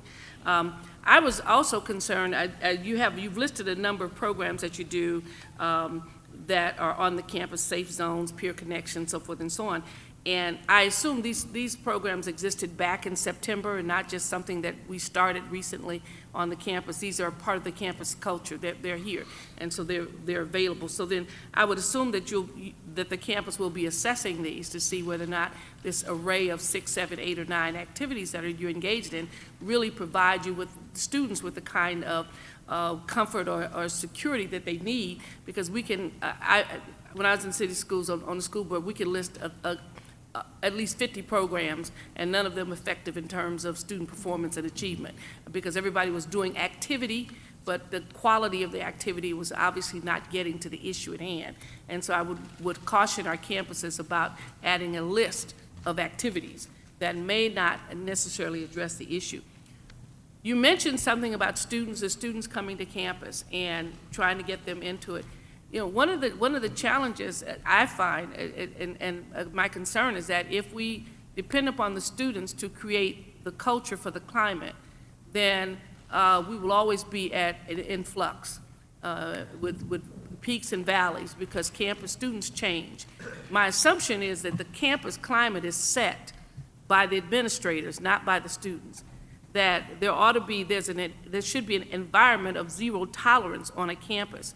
And when a student walks into that campus, they know exactly what the expectations are. As a university professor, students kind of understood from day one what I was going to take and what I wasn't going to take. My reputation preceded me across campus. So they kind of understood this is not a class where you can come and listen to your music and do your Facebook stuff and all that kind of crap up in my class. Because the culture was set. And so if I said, well, you know, the world is changing and the students will set the standards, blah, blah, blah, I'd had anything and everything. And so I'm concerned that if we don't have a culture on a campus and allow and expect the students to set the standards for the culture rather than the university providing the standard, imposing the standard, and that it is permeated throughout the administrative structure and the faculty who talk about it and who implement it in their classrooms, then to me, that becomes the culture of the campus. You know, one of the things that bothered me in the reading of all the material, yes, there was a young man who was severely harassed, and there were 2 or 3 perpetrators, obviously, of this incident. But he was in an environment of 7 other people, and none of them said a mumbling word. That was troublesome to me, that we would have a culture on a campus where other students, I think one student finally said, don't do that, when they were trying to put the bike chain around his neck the second time. But that people could live that close. It's one thing, you know, if you're walking down the street and you figure nobody helps the guy who falls across the street, but somebody who lives in your environment, in this culture, in this close quarters of where 8 people live, and I know what the dorm facility, the suites look like, and none of the students said anything. So it becomes a question, and I think someone has some programs of bystanders and so forth and so on. That is a serious cultural problem for students to accept this as normal behavior, not just the folks who perpetrated the crime, but those who witnessed it. And I'm not sure what you're doing as a campus to talk about the whole campus in terms of not just those who perpetrate crimes, but the tolerance level for those who watch it on campuses and believe that this is acceptable, normal behavior as to how you treat other people, whether you like them or don't like them, whether they fit into your little fraternity or sorority, or whether it fits in your little group that you're going to hang out with. There has to be some level of standard for the campus about how we treat each other, some level of civility that ought to be on the campus with regards to individuals who exist here. So I'm not sure what you guys are doing about that. What are you doing? I get a sense that Santa Cruz has some unique things, and I really applaud you for that, because oftentimes, at least on campuses I've attended, and I've been on a lot of campuses, when I see a person who has a JD behind their name, the campuses hire them just to make sure they don't get in trouble and people don't file lawsuits against them. And that's been my experience with all the JDs that I've known on college campuses. They don't do many proactive things. They just make sure people don't get to the courts on them. And so I'm glad to know that you're doing things other than just litigation or prevention of litigation, but really some things that really change the culture of the community of Santa Cruz. And you seem to have a handle on your challenges of being a spread out campus and so forth and so on, and how you address those issues. But what are you doing here to talk about the broader campus in terms of, I don't know, whether it's faculty, staff, or I mean, because to me, the incident that happened was horrible. But the fact that people could witness it and not do a whole lot about it also talks about what those students who leave that environment will take with them when they go, and what they may spread in that. And so, you know, so I'm not sure, what are you doing about the campus climate from that perspective, rather than relying upon students to change the culture? Yes, thank you for that. The discussion, if it were with juniors, if it were with students who have been here through the campus, I gave you just a small sampling of some of the kinds of programming that we have. When students arrive on campus, there's so much going on, and there are so many different elements to their life and their transition into college. And that's a completely different question than the culture of campus for students who have been here and who have developed expectations, needs, have either found or not found community. One of the concerns that I've had from the beginning with this particular incident is, how do we help students find a community of safeness, of welcomingness immediately before they walk on campus? And that's a challenge. The question for programming becomes one of institutions developing the mindsets, developing the culture, as you've indicated, that this is tolerable, this is not, This is understandable. This is proper behavior. These are inappropriate behaviors. Much of that is very difficult to get into students through programs like orientation, through the beginning move-in time within a residence hall. And the campus culture of welcomingness and inclusiveness, for many students, I don't think they necessarily pick that up at the beginning of the time. And we have to do better in making that part of what they know before they even walk onto campus, let alone when they walk onto campus and join us as community going forward. Okay, I understand that, and I understand, you know, I was one out of 300 students at UCLA when I went there, and that included graduate and undergraduates who were African American at the time. So I understand it's difficult to wrap your hand around a campus and find a spot for yourself. But this is more than finding a spot. This is, you know, the thing that happened here is much more than finding a spot. And so that's, you know, when whether you feel comfortable or whether you feel liked or whether you have a little group that you can hang out with is one incident versus people physically, basically, and emotionally abusing you. Because of who you are. That's a totally different kind of reality. And so the culture of a campus that says this is okay, we'll tolerate this, and people feel they can do that without even believing that anything's gonna happen to them, is also strange. I mean, I know this comes out of our high schools. I'm fully aware that these folks come out of communities, come out of high schools where obviously this is tolerated. But at some point, there should have been something somewhere in the environment that says this kind of behavior is totally unacceptable. So that if people decided to do it, they would quietly do it. You know, it's kind of like having rules in your house and your kids know they can't do things, so they sneak and do it versus openly doing it. I mean, you know, it's because they understand the rules and they know the limitations. But that's that. I know we have to go on with our Ms. students. Weber, I just want to ask a question on follow-up, because you did touch on that UC Santa Cruz has some unique programs in just the way you've been able to lay out some of your things. So what I want to ask, not even ask, but I'd like to eventually, you can give me this offline, is first of all, I don't think that the question that Ms. Weber asked is, what is it about this culture? And you keep going back to whether it's your home base or not, is that you try to help students find a culture here on campus.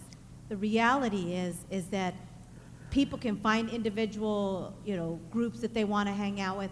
The culture overall, when I think about the city of San Jose, when I think about California, the culture overall should be no tolerance. Individuals can come on a campus and they can find whatever group they want to be a part of. But somewhere in the culture, in the city of San Jose State, allowed or that people felt that this was acceptable, I think that's, to be very direct, that's the question that needs to be answered. So the last thing I want to ask is, you know, UC Santa Cruz has an office of diversity, a diversity officer. Where is San Jose State's office, and do people and students know that it is available, that it's visible, and how are you making that prominent within San Jose State? And I know we have to go on, so you can answer that question offline. I'm more than happy to sit down. Thank you. Let me thank the panelists. I appreciate your comments, and hopefully you will be able to stay because some of the public comments may have issues for you as well. But thank you so very much for our first panel. We're very pleased to have what is happening with it from the students' perspective that's going to be here today, that'll be on campuses. We have Gary Daniels, who is the Black Unity student group from San Jose. We have, I'm sure I'm going to mess up your name, Latu. Give me the, okay, I got that. I hope everybody else got it. Here from San Jose. Juana Guerrero, yes. Who's also from San Jose Community College, and Abraham Levine from the University of California, Berkeley. Thank you very much. We'll begin with Mr. Daniels. I just want to say thank you to all of the Assembly members here and to the chair for creating this committee to address this very important issue. I do want to emphasize that this campus climate issue has been a big deal before the hate crime and also has been an issue after, because we have incidents, multiple incidents after the hate crime that I will talk about. So I definitely want to say thank you for addressing this. My name is Gary Daniels. I'm a fourth year political science major, philosophy minor. I'm a member of numerous student organizations on campus, and I'm a member of San Jose State's Special Task Force on Racial Discrimination.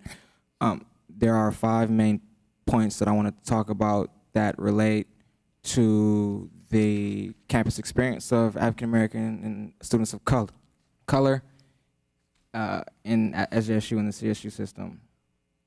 First, I want to talk about the educational aspect in regards to cultural studies education and cultural studies departments. I want to talk about the resource aspect and the resources committed to African Americans and students of color, or the lack thereof. I want to talk about the way diversity itself is treated. I want to talk about the rising student fees, and I want to talk about UPD. First, every cultural studies department at San Jose State is essentially in a crisis, especially African American studies. African American studies only has one full-time professor, and the university refuses to hire any more professors in African American studies, even though the numbers slowly trickled down over the last 10 years. We've lost 3 or 4 professors, and none of them have been replaced. So this is putting incredible strain on the department chair. Also, in regards to cultural studies, GE requirements, students aren't being educated on the different cultures, ethnicities, and identities that are present on campus. So we are suggesting that San Jose State implement some type of core diversity requirement with African American studies, Asian American studies, Mexican American studies, human sexuality, and women's studies.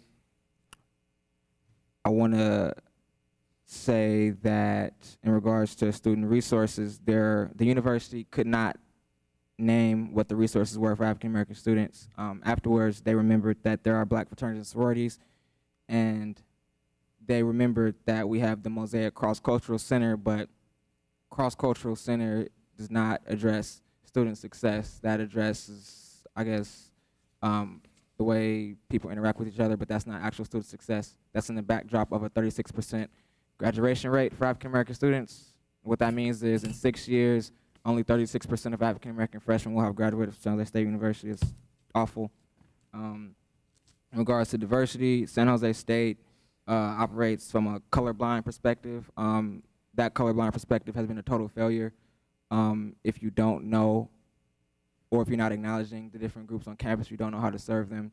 And by purposely choosing to ignore the different cultures on campus, including African American students, this is contributing to the isolation and lack of success that African American students and underrepresented minority students are experiencing. Student fees are still rising, even though there's a 4-year freeze on tuition in the CSU system. In fact, in the same year that Prop 30 passed and the tuition freeze went into effect, San Jose State received Executive Order 1078, allowing the university president to implement a mandatory student success fee. That fee is currently $600 per year. It's going up to $800. That, for one, $800 is nearly 2 months rent for me, so I won't be successful if I can't afford rent. Second, that accounts for $19 million, and an incredible amount of that money is going to athletics, not to student success or technology. Again, $800 fee hike during a tuition freeze is ridiculous. Finally, in regards to UPD has had 3 major incidents over the last 3 weeks. 2 of them include racial incidents and 1 excessive force. In fact, yesterday, on my way to the Special Task Force meeting, African American fraternities and sororities were being profiled. We had a social event in the housing quad. We, our students, were allowed to be there, but for some reason UPD deemed our presence, our social event, threatening, and stationed member of UPD there to keep watch over us as if we're some type of criminal or we don't belong there. This, again, campus climate, the expectations, perspectives, perceptions of students of color, clearly there's a negative perception and we're totally being ignored, in my opinion. Thank you. I just want to touch on those points. Thank you. Okay. Yes. Hello, can you hear me? Can you guys hear her? No, they can't hear you. Should I switch mics? Can you pull it closer and talk into it? Hello? Can you hear her now? They hear you. It's better. You have to talk directly into it. My name is Latu. Thank you all for giving me this opportunity to speak. I was asked to speak in perspective of Asian Pacific Islander students. I just want to state that I started here in San Jose State in 2007. I took a break and now I am back. I'm honored to be speaking to you all today. And just like what he has mentioned earlier, there has been a series of racial incidents that's been taking place on this campus. I want to state that if San Jose is considered the safest city in the nation, then why is that not reflected on this campus? This needs to be clear. I do not think that San Jose State at this moment is a safe space for students of color. One incident that happened some years ago in 2008 is that a black student was found dead in a fraternity house. Yet 6 years later, his family is still advocating, saying that he was murdered. And questions that I have for this hearing and for the administration is that why are the parents so advocating, saying that their son did not commit suicide but was murdered? This needs to be addressed. Secondly, the hate crime. How does this hate crime go unnoticed by the administration? Folks are talking about what is this climate here on campus, and it's essential to state that if the students did not come up, it's because they're obviously scared. They're obviously scared to state that there's racial tensions happening on this campus. Another incident that's really important to mention is that the UPD killed a man of color some weeks ago near this campus. What does this imply for students of color on this campus that come from communities where this type of violence is prevalent? I think a lot of things need to be addressed in this hearing. I don't think that this campus is safe for students of color, and I don't see, what more cultural events need to do to really address this issue. And it's clear that this campus climate is reflective of the administration and those that take leadership on this campus. And as an Asian Pacific Islander, our enrollment on this campus is low. Right? So I'm speaking in the lens of a student of color and a woman of color on this campus. And I hope that our concerns as students of color are taken seriously, that there are serious issues and reprimands. And as a student of color, of course these incidents will occur when certain administrators are still in positions of power. If no one is being held accountable, then it seems as if it's okay for these types of actions to happen. And with the increase of budget cuts and dwindling of the African American Studies Department as well as the Mexican American Studies Department, it is clear to us that our educational opportunities might not be prioritized. So again, my position here on this hearing is that I do not believe that this campus is safe, and if this campus is not safe, then it's a joke to say that San Jose is one of the safest nations in the US. Thank you. Thank you. Hi, good afternoon. My name is Juana Guerra, and I'm here representing all the AB 540 students. As an undocumented student myself, I have been going from community college to community college in search of opportunities to discover that there's no AB 540 service centers in many community colleges. I felt humiliated and discriminated from my old community college at Gavilan College when I changed my status from documented to AB 540, as the administrative lady said something about me. She basically made me feel bad for lying that I was an American citizen to educate myself, and told me that I would one day have to pay everything back. That day, immediately, I quit my tutoring job and left the school for San Jose City College, only to discover that they too as well lack services for students, for undocumented students. I'm here in representation of the lack of resources, because we are a growing number. We are basically an ignored population. There's no resources for us. They do have dream resource centers within universities, but community colleges lack a lot of resources. Another thing is that a lot of admission staff doesn't even know what an AB 540 student is. Just walking into financial aid and being directed back and forth from admissions to financial aid is very intimidating, and it's just a scary process for a student to have to basically expose our struggle and then also to just be redirected in directions that really don't lead anywhere. So I'm here to beg for these services.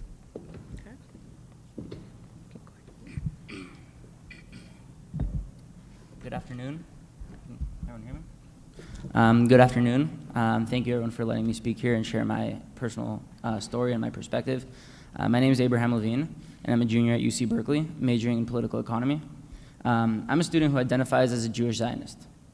As a result of my identity and involvement in on-campus activism, I've been labeled as a, quote, Zizi, shorthand for Zionist Nazi, a, quote, radical right-winger, a, quote, white supremacist crying about my white privilege, among other things. To say that this sort of name-calling is grotesque would be an understatement. Let me tell you why this hateful generalization is particularly inaccurate in my case. Not only am I not a white supremacist, I'm a first-generation Mexican-American student.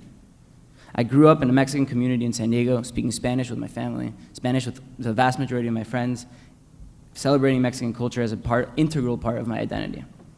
However, I'm placed on campus in the same box of privileged white students as the rest of my Jewish friends. This includes my Persian Jewish friends, whose parents were expelled from Iran during the revolution only because they were Jewish. My Russian Jewish friends, who were not allowed to practice their Judaism in the Soviet Union.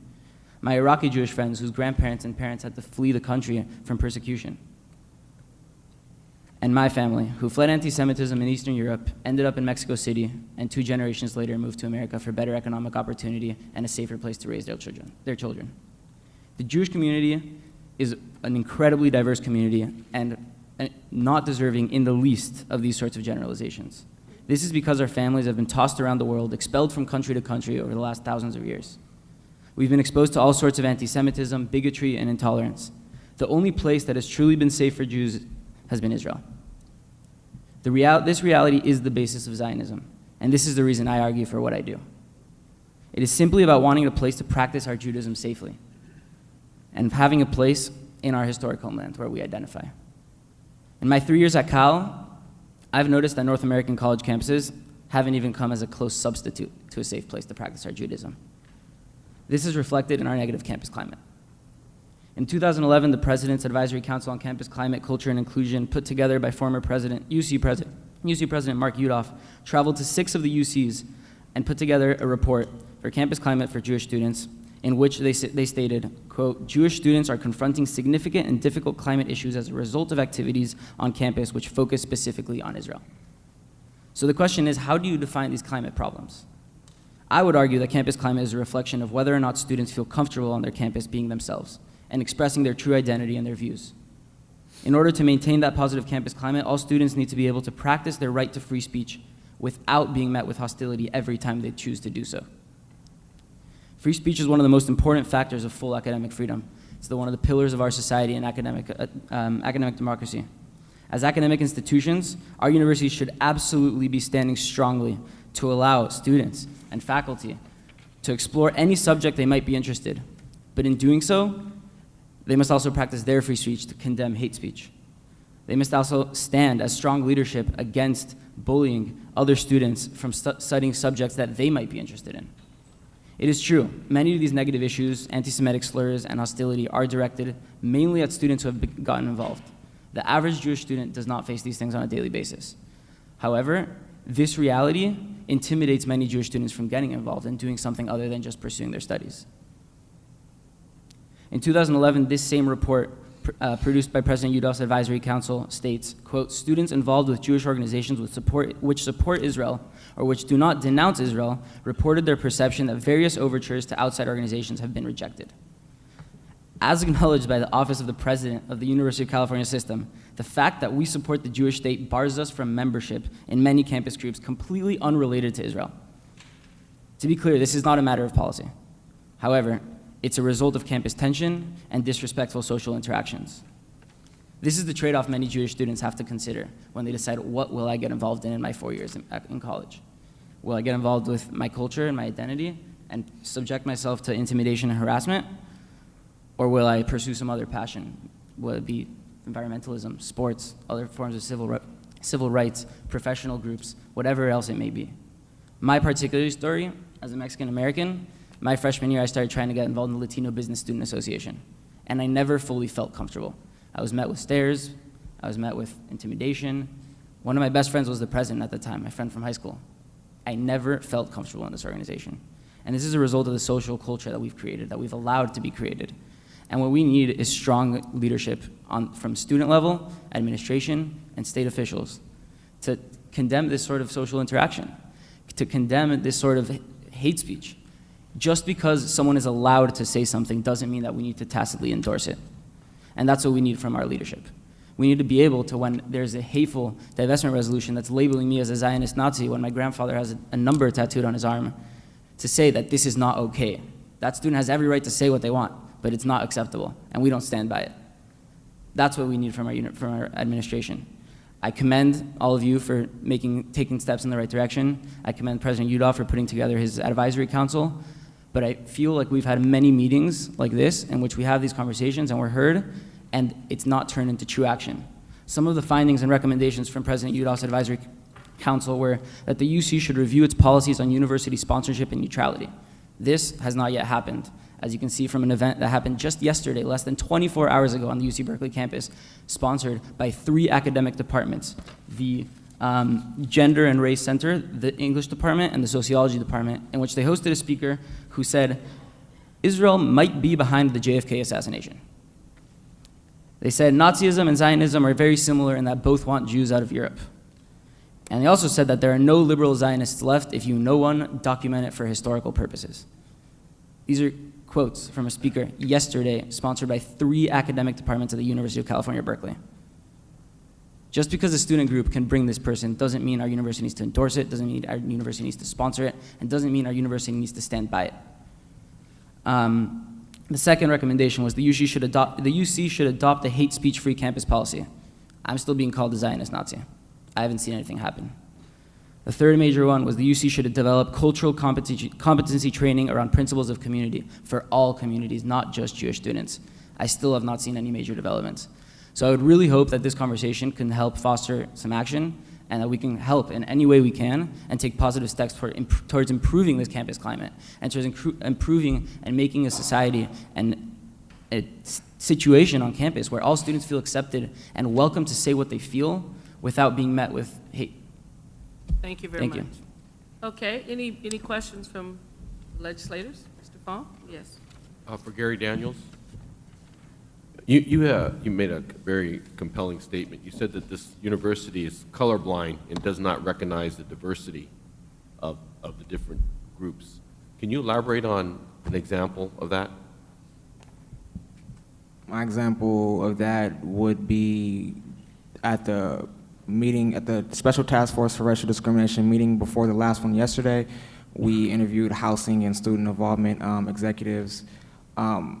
Example of a colorblind policy, which is a complete failure, is that housing does not record and does not know the racial breakdown or numbers of the different ethnicities who are in the dorms.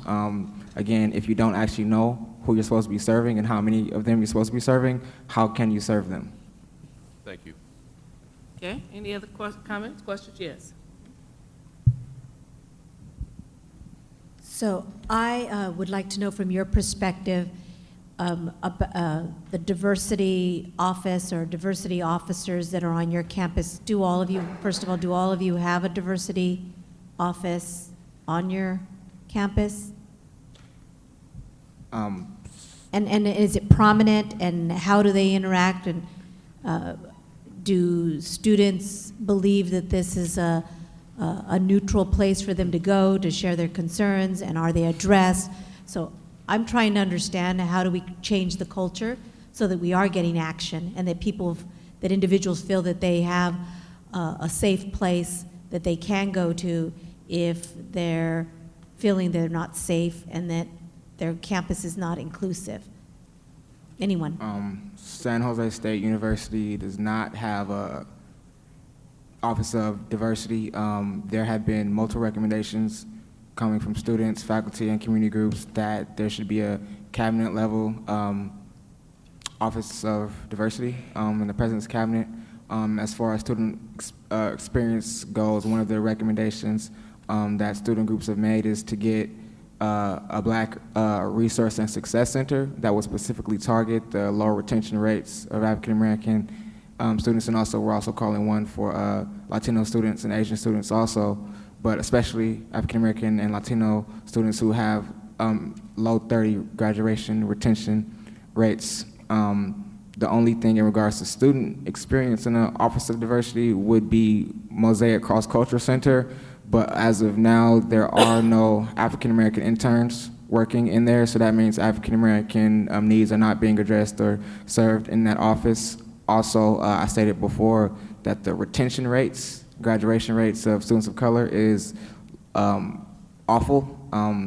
A cross-cultural center, again, will not address those. Only a resource and success center with dedicated staff and dedicated resources to actually improving the graduation rates is only that will work. So student level and administration level, there is no Office of Diversity at San Jose State.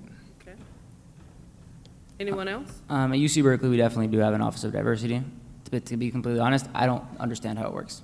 It hasn't been made clear to many students from many communities. Some are very, very connected and get a lot of resources, and it does a great job. But there are various communities that are left out of that umbrella that aren't necessarily given the attention to even educate them on where to go and what to do. You know, we've had a lot of incidents on campus where there's blatant cases of anti-Semitism. It happened this year. A student came back from class, and there was on a whiteboard outside of his dorm room door, it said "Big Jew," just like tagged there, and he had no idea where to go. He didn't know which office to go to. He didn't know which university official to go to, which student government official to go to.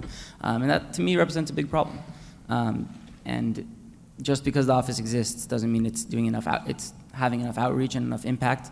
And I think that's a good place to start and a good place to continue to invest our resources and attention to make sure we can get that outreach we need and make sure students know who to go to when they have a situation like that. So from what I'm hearing you say, the two of you that have responded so far, is that there may be on your campus a physical infrastructure, but the infrastructure really doesn't meet the needs of the current climate change that exists on campus right now, and that students are not aware of what services are available for them, and if there are services available, they may not be inclusive to every student.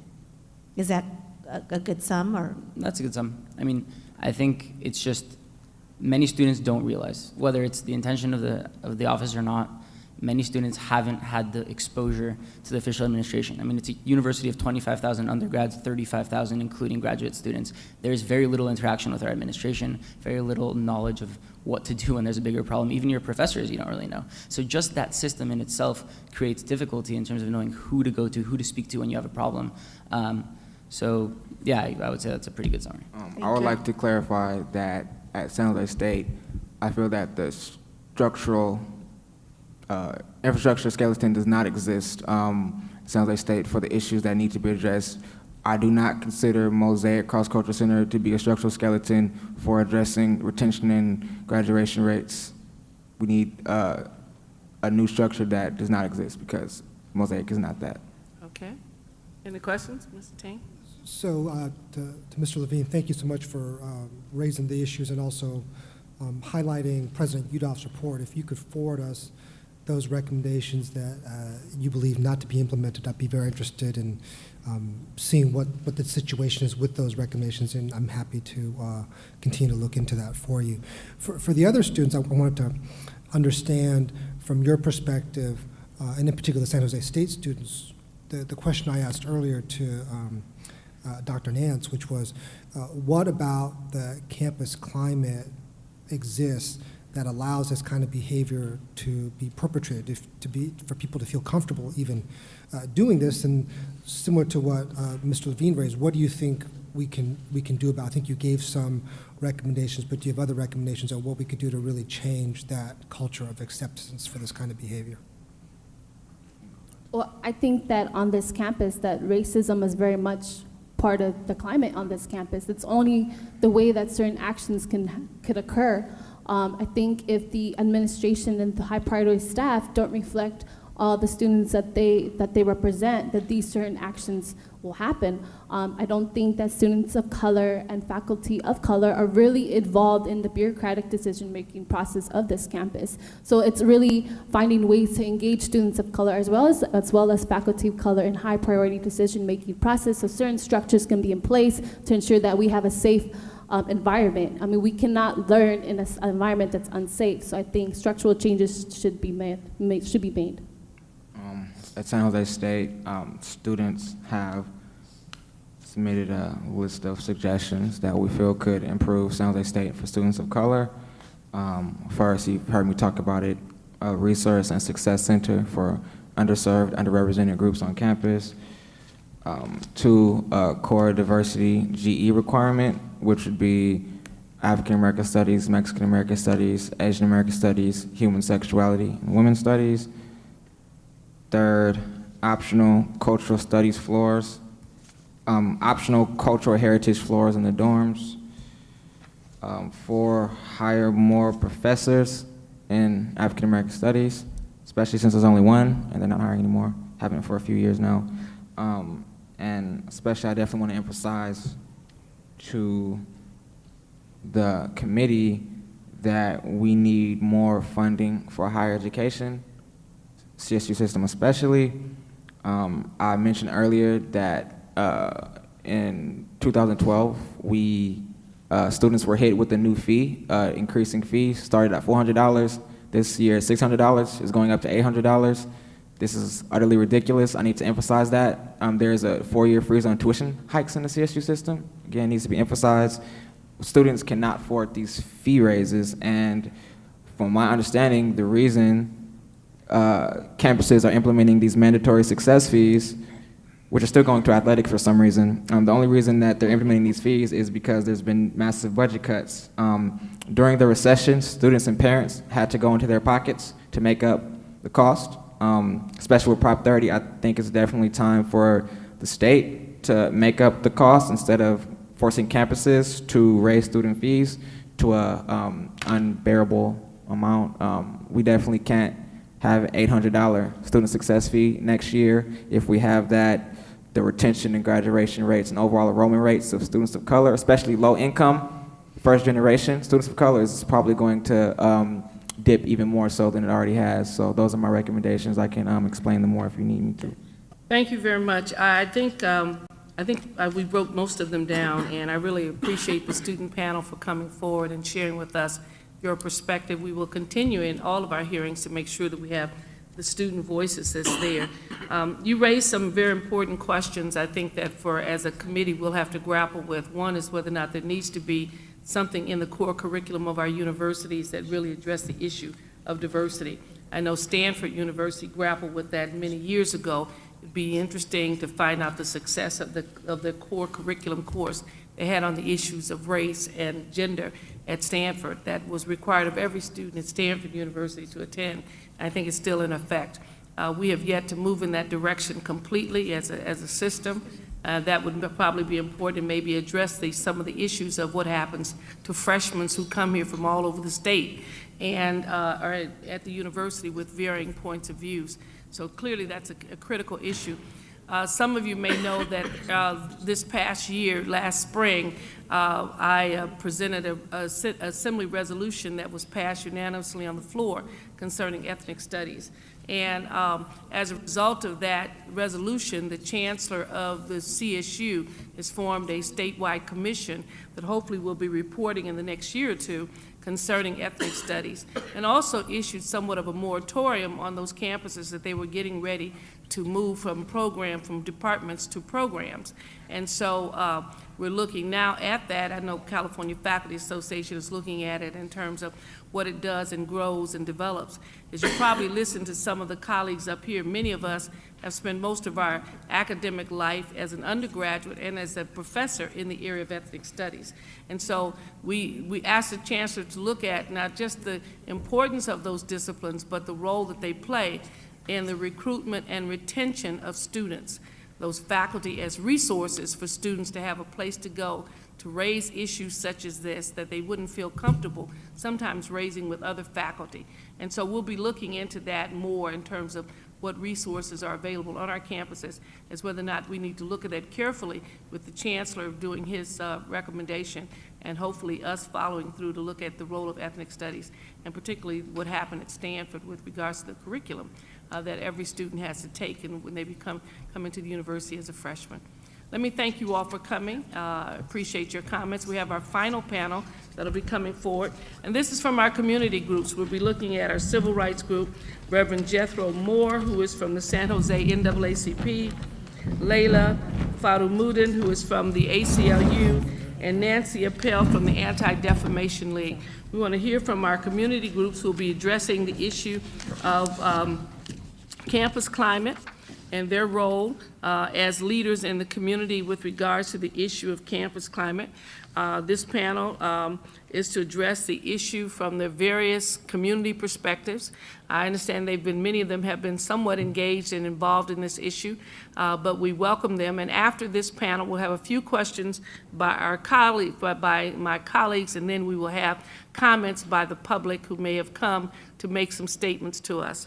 So we will begin with Reverend Jethro Moore, followed by Layla Farumuddin, and with Nancy Appel. You will be in the same time frame as prior panels, and my timekeeper here will give you the signs. Thank you so very much for being here. We welcome you to the panel, to this hearing, and we look forward to your comments.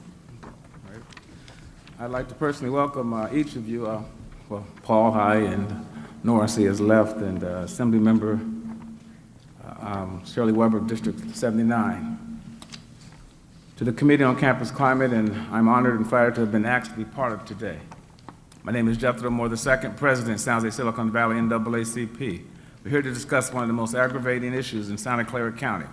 It is a great concern to many students on this campus, and I'm sure that it is a great concern to the entire state and country as well. We're here to discuss the campus climate. What happens to a dream deferred? Does it dry up like a raisin in the sun, or fester like a sore and then run? Does it stink like rotten meat, or crust and sugar over like serpentary sweet? Maybe it just sags like a heavy load, or does it explode? It has exploded and will continue to explode. College and university policy should be one of fostering a caring university community that provides leadership for constructive participation in a diverse, multicultural world. There needs to be a commitment to opening doors wider for underserved communities, whether determining goals to create a welcoming environment for everyone, improve the environment for working and learning on campus, and help nature and cultural inclusive and respect throughout the campus. The college university campus should promote a campus climate of integrity, civility, and accountability, as well as the students' well-being by providing a wide range of resources, education, and support services for the college and university community.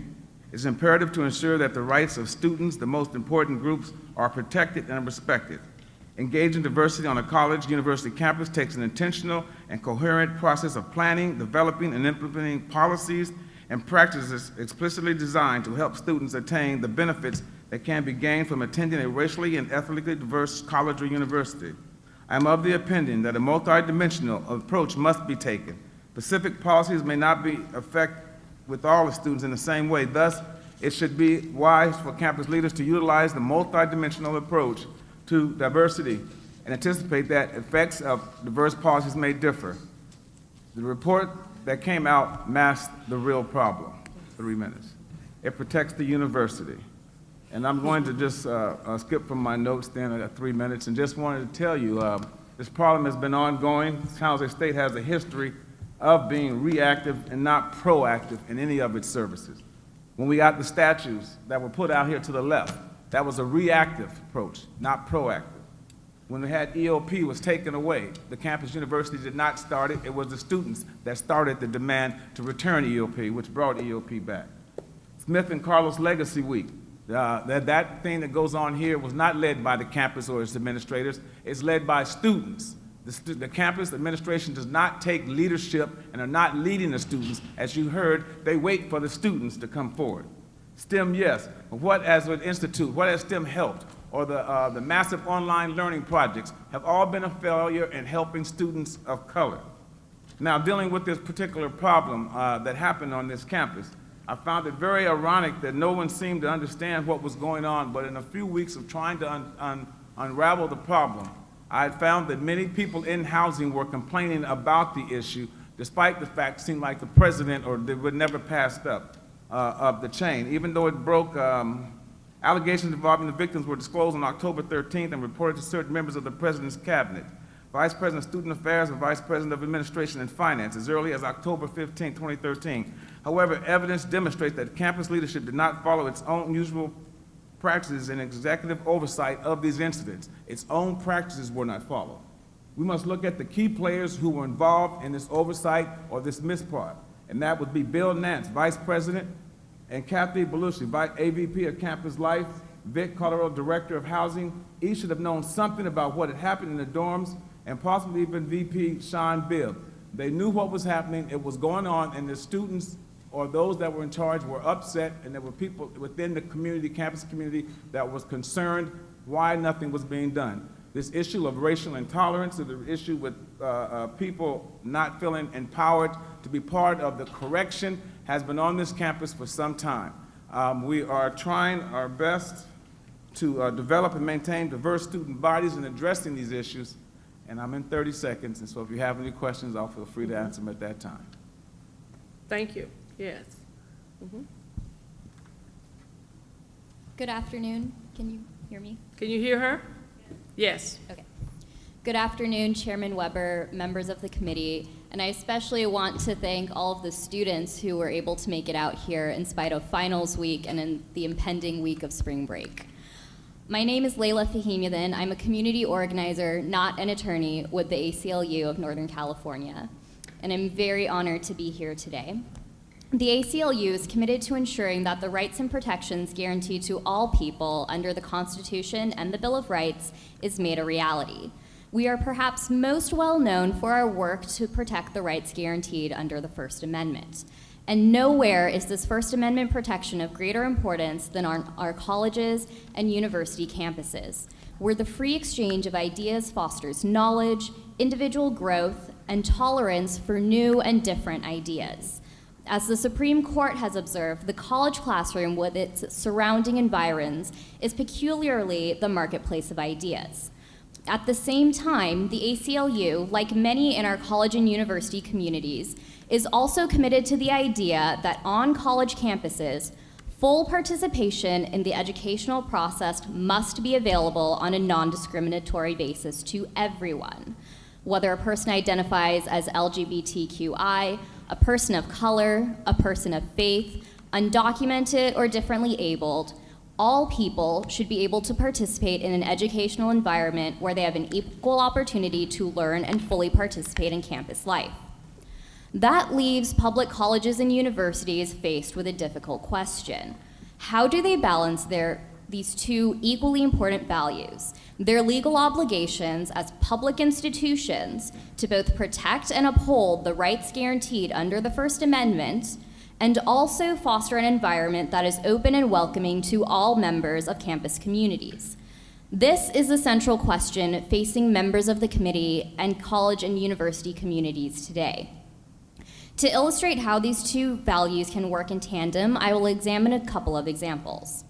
But first, it's helpful to clarify what is and is not protected by the First Amendment.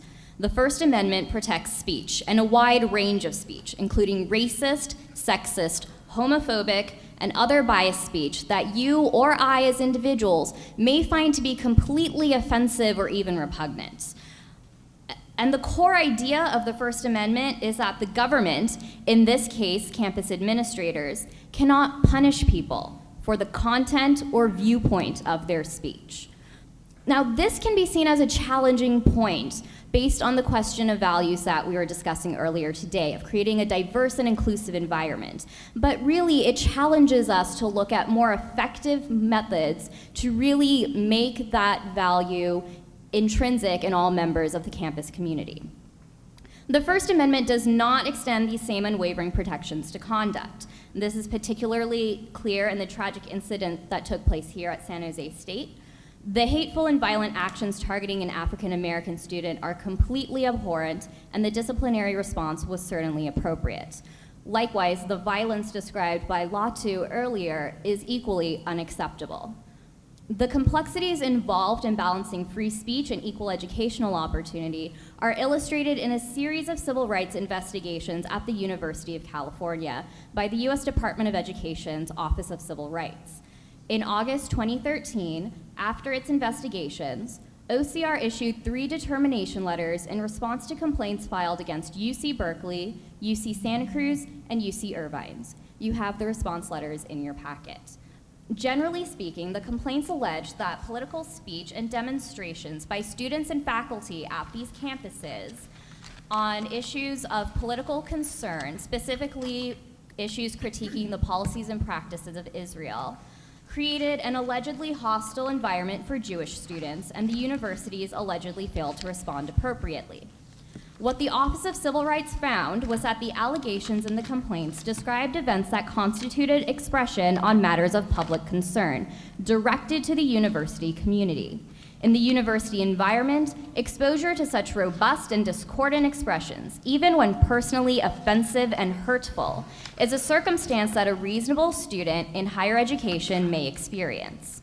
Thus, OCR found that the events raised in all 3 complaints failed to qualify as actionable harassment. 1, because the speech, as offensive as it was to some members of the campus Jewish community, was on issues of public concern, namely sharp criticism of Israel's policies. And 2, the comments and events were generally directed to the campus community and not to specific individuals. This analysis is part of why many of the recommendations in the report referred to by Mr. Levine have not been implemented at the UC because some of them are unconstitutional. So coming back to the central question of how do public universities and colleges balance their legal duty to both uphold the First Amendment and foster an environment that is non-discriminatory, we urge campus administrators to take all necessary steps within constitutional bounds to minimize and eliminate a hostile educational environment. More productive elements of that include steps such as speaking out vigorously against expressions of hatred, promoting equality and understanding amongst communities, and eliminating discriminatory educational policies and practices that exist on campuses. This is an opportunity for the good change work Dr. Mary mentioned earlier today. As institutions of higher learning, the first response of administrators should be to use these terrible instances as a teachable moment. The response should not be to go straight to creating a disciplinary code. The university environment is one that must foster the robust exchange of ideas, no matter how much you or I may dislike the content of the ideas expressed. Thank you. Thank you. Ms. Appel. Thank you. Can you hear me? Yes. Great. So good afternoon, and my name is Nancy Appel. I'm an associate director with the Anti-Defamation League in our Northern California office. We very much appreciate the opportunity to speak to you today and the attention that you're giving to this issue. I submitted my full statement for the record, and I'll summarize it here today. ADL is a 100-year-old civil rights organization dedicated to fighting anti-Semitism and bigotry in all forms. Too often, we see hate and intergroup strife on our nation's college campuses. In 2012, 8.3% of the 5,976 reported hate crimes occurred at schools or colleges, making educational institutions the 3rd most common locus for hate crimes. Hate crimes, as we know, has an emotional impact distinct from many other types of crime, and one which expands beyond the individual victim. Excuse me. Hate crimes polarize communities, sow suspicion among neighbors, and create fears for members of the targeted group. Key to responding to these crimes is the implementation of hate crime laws. I'm proud to say that in the early 1980s, ADL drafted the model hate crime legislation that 45 states, the District of Columbia, and the federal government have largely used as a basis for their statutes. Every sector of a college community should learn how to identify and recognize hate-motivated behavior and how to obtain protection and support after an attack or other incident. We recommend training for all newly hired campus police officers, plus regular department-wide workshops. ADL has provided these post-certified trainings to campus police departments in the past, and we'd be happy to do so again. In addition, we strongly encourage resident advisors and other student leaders to be trained to identify, report, and respond to hate crimes and other acts of discrimination. Again, we can assist there. In addition, we note that the University of California has a system-wide intolerance report form that it launched in 2010, and we would urge the California State University system to implement this as well. If the committee has not already done so, we suggest that it examine the data from the first 3 years of this form's implementation to see what they can tell us about its efficacy and impact. In 2010, ADL and other groups successfully advocated for a reinterpretation of existing protections under Title VI of the Civil Rights Act. As a result of these efforts, the Department of Education's Office for Civil Rights will now investigate harassment against students who are targeted based on their membership in groups that exhibit both ethnic and religious characteristics, for instance, Jews, Muslims, and Sikhs. OCR will also investigate harassment of lesbian, gay, bisexual, and transgender students based on gender stereotypes under Title IX of the Act. These changes are major steps toward ensuring a safe learning environment for all students. In recent years, clashes among students over the Israeli-Palestinian conflict have roiled some of our campuses. At times in these conflicts, we have seen anti-Semitic conduct manifested not overtly, but instead through anti-Israel and anti-Zionist expression that employs anti-Semitic themes. To be sure, anti-Israel and anti-Zionist speech is not per se anti-Semitic. Further, we recognize that much vehemently anti-Israel and even anti-Semitic speech can and should be protected First Amendment activity.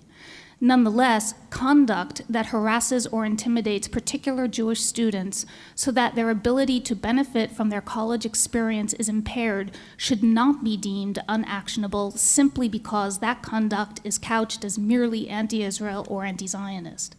ADL often works with campus administrators and students to assist in their responses to these divisive conflicts to ensure that all students' many rights are respected. The First Amendment protects an individual's right to hold and express controversial and even hateful ideas, and ADL does staunchly defend that right. Ultimately, the most effective way to counter bad speech is with good speech.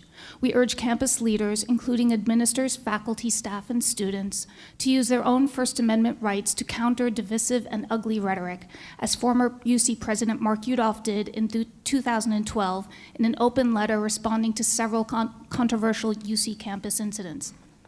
Finally, ADL also offers a program called A Campus of Difference, which helps college stakeholders create more inclusive and welcoming environments. College faculty and administrators learn how to respond effectively to bias, and students learn how to become advocates and allies. ADL also created a manual that's on our website to guide administrators in responding to bigotry and intergroup strife on campus. In fact, a CSU president recently told us that the first step he took in responding to a hateful incident on his campus was to reach for his copy of it. Whatever form hatred takes, fighting it requires vigilance. By fostering awareness and providing the proper tools to our students and administrators, we can make a difference, and we stand ready as your partner in our mutual interest to eradicate hate from our campuses and society. Thank you. Thank you. Thank you for your written report, both of you.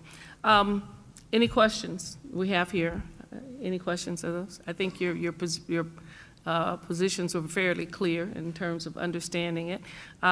Mr. Moore, you gave us a number of instances where you felt that the report that's come out so far is really just to protect the administration. You also listed a number of situations that we were probably unfamiliar with based on the report itself in terms of believing that the incident was much more widely known among the residents in the resident hall and those kinds of things. I think Mr. Ting, who's not here anymore, don't want to speak for him, but he mentioned the fact that he found it difficult to believe that that on a campus, a secret could be kept. You know, most students videotape everything on their phones, and so it's kind of difficult to believe that this could be such a quiet experience, but you obviously have some information we don't have, I gather. Somewhat, I would imagine. Just from talking with some of the students and some of the other workers on campus, that there was rumors going around and there was talk going around that what had happened, as well as the noise that was kept up in that room. So there were people talking and wondering what was taking so long for any response to come from the administration. Had any of these folks actually reported anything themselves? Well, that's some of the big problem. Again, comfortable in reporting. There's no place on the past website that the student could go to. I asked that question, was there a website or someplace where a kid could go to if they did feel non-intimidated or just wanted to let you know there were some concerns, and I don't know if today if that has even been changed. Okay, good, all right. Did you have a question? Mm-hmm. Well, I think that was going to be my follow-up question. If there were individual students that knew that this was going on, did they feel comfortable enough? I wouldn't so much say the individual students as well as probably coworkers or other RAs or other people that were in the housing. So they didn't feel that there was a place that they could go report this and feel safe, or? Well, I would say that most students feel, in most places, you'd have some place for a student that could make that confidential call or a way that they could get into the system. And there's no way to go online or anything to report these type of crimes or type of incidents. As you'll see as you walk around San Jose State's campus, historically there had been a problem in the past with rapes on campus. The campus responded by putting blue lights and phones that were accessible to students at any point in time in various places. There is no website type of connection where a kid could go to make those type of complaints or bring those concerns. And that's what, when I was originally involved in searching the website, searching for places for a kid could say, something's happened to me, I could not find it. Okay, all right.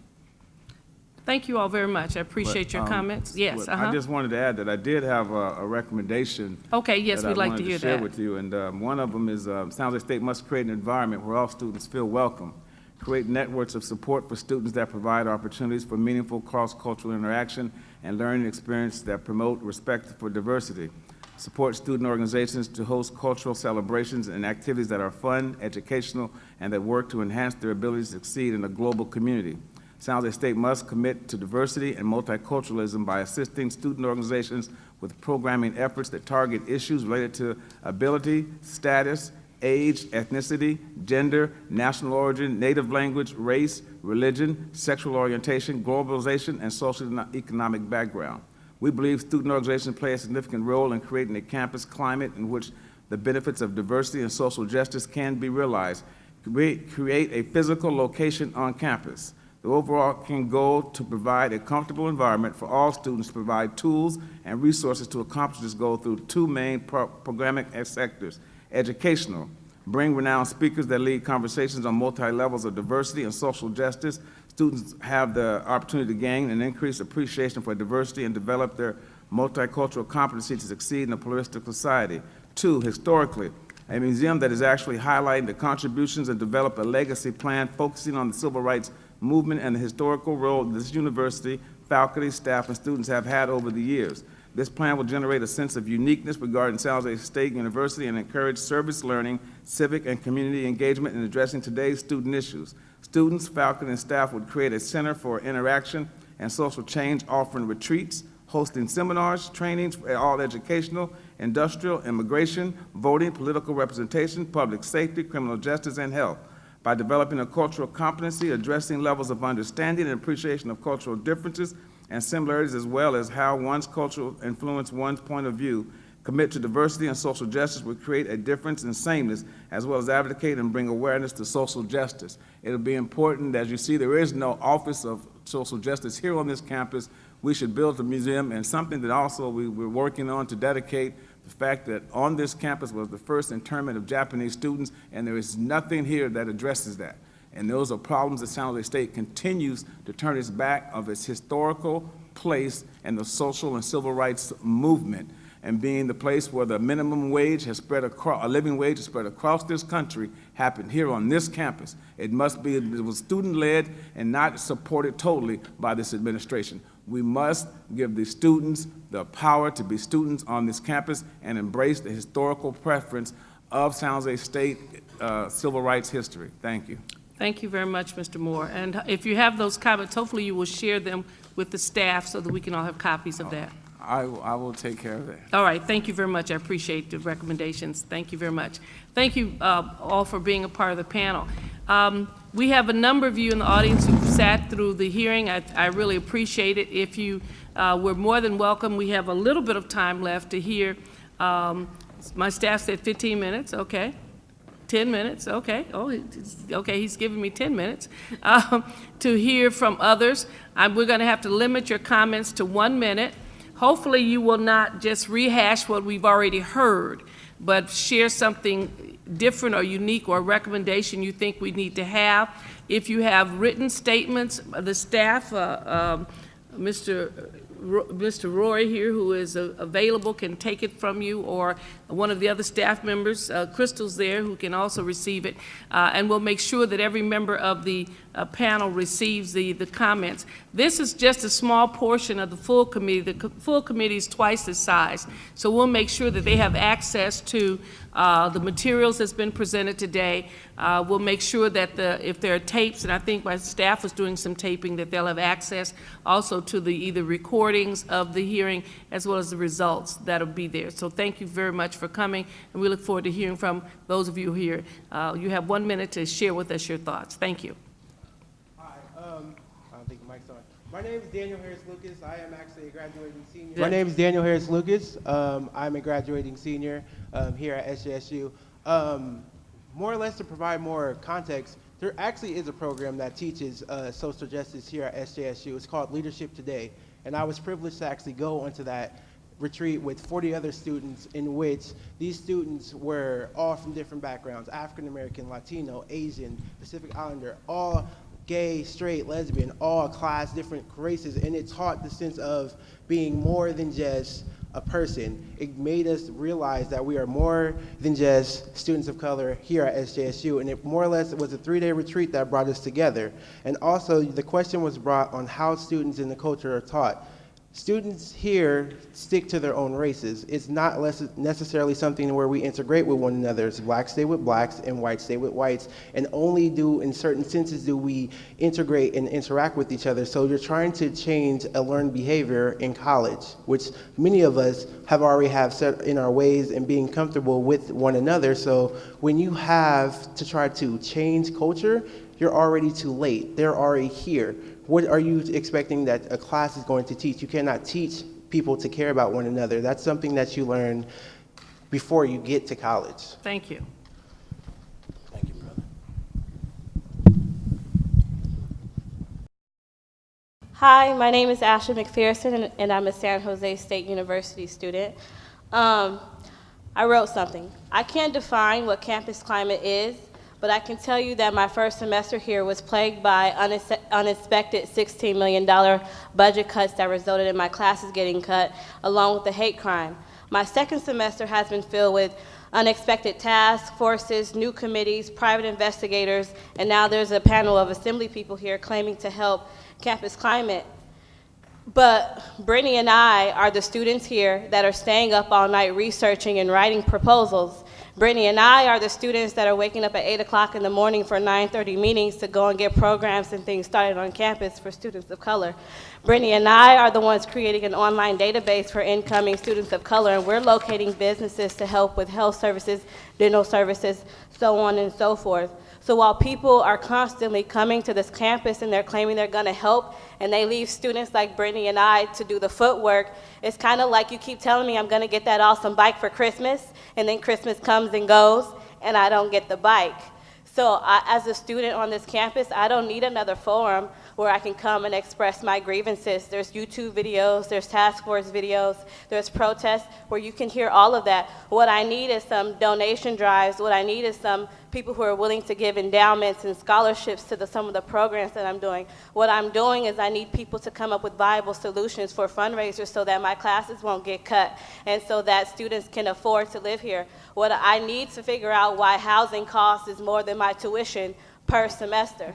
These are things that I need solutions to, and I would like actions to. Just coming here to provide forums for students to express their grievances is only providing a negative impact on campus climate, because for me right now as a student, the temperature is in the negatives right now because I'm left doing all the work while people go on off to other universities and their day jobs doing whatever it is that they're doing. But I'm the one here actually trying to improve the campus. So can I get some type of commitment that when you guys leave, you're still going to come back and like do something? Because it's like the third time we've had a panel of people here. And I just had a 9:30 meeting yesterday and no one was there. Well, I appreciate your volunteerism and obviously your interest. We have to hear from the other individuals. We cannot guarantee you we're going to come back and solve your problems because obviously they're greater than this commission. We have a specific task, and our task deals with the racial incident that occurred in campus climate. We can assure you that this committee will take its recommendations to the Assembly, and there will be actions concerning that particular incident.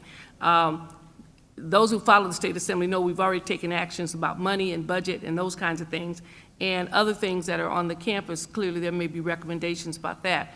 But obviously, you have much more issues than what this select committee is designed to accomplish. But rest assured that all of us as students probably dealt with the same thing you dealt with. Most of us put in more time and more energy organizing our campus because this is where you learn how to do it, unfortunately. So thank you very much for your comments. Good afternoon. My name is Haroon Musa, and I represent the Muslim Student Association here on campus. Give me a second. While it is not common, reported in addition to the African American student who was victimized by a couple of white supremacists, here were another victim. The student was Jewish, but due to his family wishes, this young man was left outside the media coverage. Because of this, we would like to extend our deepest condolences to this Jewish student whose name we actually do not know, and his family. A counterpart to that, we would also like to make about the abuse. A counterpart to that, we would also like to make this an abuse of that word anti-Semite, where it is totally unacceptable to discriminate against people based on their creed, and we 100% sympathize against people and we 100% sympathize with the great suffering that the Jews were undergoing throughout history. The term anti-Semite has been used by some to silence opposition. Unfortunately, what really is merely a political difference and a desire to fight for the rights of an oppressed people has been made to look out no more than an extension of anti-Semites from the past. Respected listeners, I would like to point out that the irony that accusations of anti-Semites are being banned and used to create a campus environment in which all of those support the rights of Palestinians and oppose Israeli apartheid are slandered as racist. We just want to point out that this irony here is that the gathering of the tolerance and mutual respect, and humbly ask that you all receive this coming racism, this hypocrisy, and with the appropriation it deserves. Thank you. Thank you. Hi, my name is Omer. I have a statement, but I'll submit it to you because it's a little bit longer than a minute. Okay, good. But I was born in Israel, grew up here, and I'm currently a second-year neuroscience major and theater minor in beautiful UCLA. On February 25th, 2014, Students for Justice in Palestine presented my student government with a resolution recommending divestment of university funds from 5 companies that do business with Israel. Despite claims that the resolution was focused on corporate complicity and human rights violations, many of the comments made by pro-divestment speakers included unacceptable hate speech and slander directed at Israel and the pro-Israel community at UCLA. And we were forced to sit through this for 9 straight hours. Some of these statements include Israel is guilty of genocide against Palestinians. Israel sterilized and mutilated Ethiopian immigrants as a form of eugenics, and Israelis deliberately shoot Palestinian children in the face, among many, many others. Worst of all, we heard speakers attempt to put down our objections by falsely redefining the term anti-Semitism, extending it beyond hatred of Jews. Attempting to change the meaning of this term is more than just a blatant misuse of language. It efficiently minimizes the 1900-year history of racism all over that the Jews face in Europe and Middle East and elsewhere. This is a lot longer, but I will give it to you. Thank you. Thank you.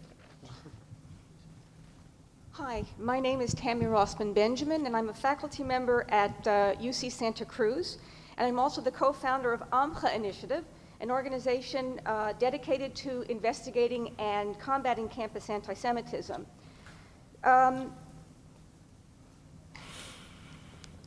We are grateful for the creation of your selection committee and to each of you as you embark on your important task.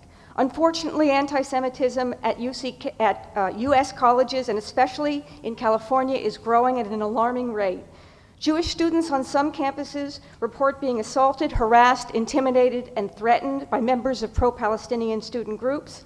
They report that members of these groups disrupt or shut down Jewish student events, and that boycott, divestment, and sanctions campaigns on many campuses have created a hostile environment for Jewish students. Students have reported to us that they feel uncomfortable speaking freely about their support for Israel and have felt unsafe at times in their classrooms and on campus because they are Jewish. In addition, we believe that a number of professors and departments are misusing taxpayer dollars to promote their personal anti-Israel and anti-Semitic agendas in the classroom and on campus, contributing to and sometimes inciting a hostile and potentially dangerous environment for Jewish students. As you embark on your important task, we hope that you will make the issue of anti-Semitism at California colleges and universities part of your agenda and ensure California's campuses are safe and welcoming environments for Jewish students. We've given each of you an information packet that many examples of problems of campus anti-Semitism on California campuses. Thank you very much. Thank you. Hello, my name is Diana Carmody. I'm a graduate student here at San Jose State University. San Jose State is filled with murals and buildings that state our diversity. We have the Martin Luther King Library, we have an arch for Cesar Chavez, we have a monument to Gandhi, things that will tell you that this university embraces diversity, but they don't. We have the African American Studies Department that's currently under attack. We had an article that came out last year that stated that African American History Month was redundant and was no longer needed. The university didn't respond to that, and you stated earlier that it's the responsibility for parents to create the environment to let them know children can say certain things, but they need to let them know that's not appropriate. The school never responded. What the response was, African American history and African American studies is redundant and no longer needed. They intended to remove the department and turn it into a program. That was the response. And students came together to fight against that. And on the same day we found out that African American studies would actually remain a department here on this campus, the hate crime broke out. That was our day to celebrate us being able to come together as students, as concerned students, and that we had actually made some success. And we found out that things were even worse than we thought. When the university said that they embrace diversity, but they turn around and they say that your identity isn't important, that your study isn't important, that your people aren't important, that sets the climate here. That's what tells the students who's important and what's not important. Thank you. I don't think I can speak that fast, but I'm impressed. My name is Ruth Wilson. Welcome to our campus, Assemblywoman Weber, and thank you, President Kwame, for making this possible with our assembly persons. As a graduate student at Stanford, I couldn't afford to live on campus and found an apartment in Mountain View 6 miles away. I biked to campus because I couldn't afford a parking permit. One day when I returned home from campus, I found a small business card tucked on the windshield of my car and those of other cars parked on the street near my apartment. It was a recruitment card from the Ku Klux Klan. My mind flashed back to my first semester as an undergraduate at UC Santa Cruz, the Sociology of the Black Experience course that required that we read texts and discuss them with each other as students and with our faculty member, J. Herman Blake. That Black Studies course gave me a historical context to understand the meaning of why the Klan was recruiting in my neighborhood. I also remembered how Dr. Blake had encouraged the students, upper division students, to talk with new students who were living in the dorms about the topics we would not have known about in the campus catalog. Casualties of excess drug and alcohol use, unwanted sexual attention from faculty, staff, and other students, theft, rape, sexually transmitted disease, and of course, the importance of placing our academic achievement at the forefront of our stay. Without that orientation, I'm certain I would have been one of the very few students who had committed suicide also. Could you sum up, please? Yes. The tone of life on the campus was improved because we had input faculty members who knew what had happened before was able to put something in place until the administrators and the formal counseling staff caught up with the needs of the students.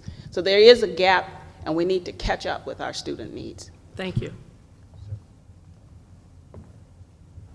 My name is Nebi Adamu. I was a student about 20-something years ago here.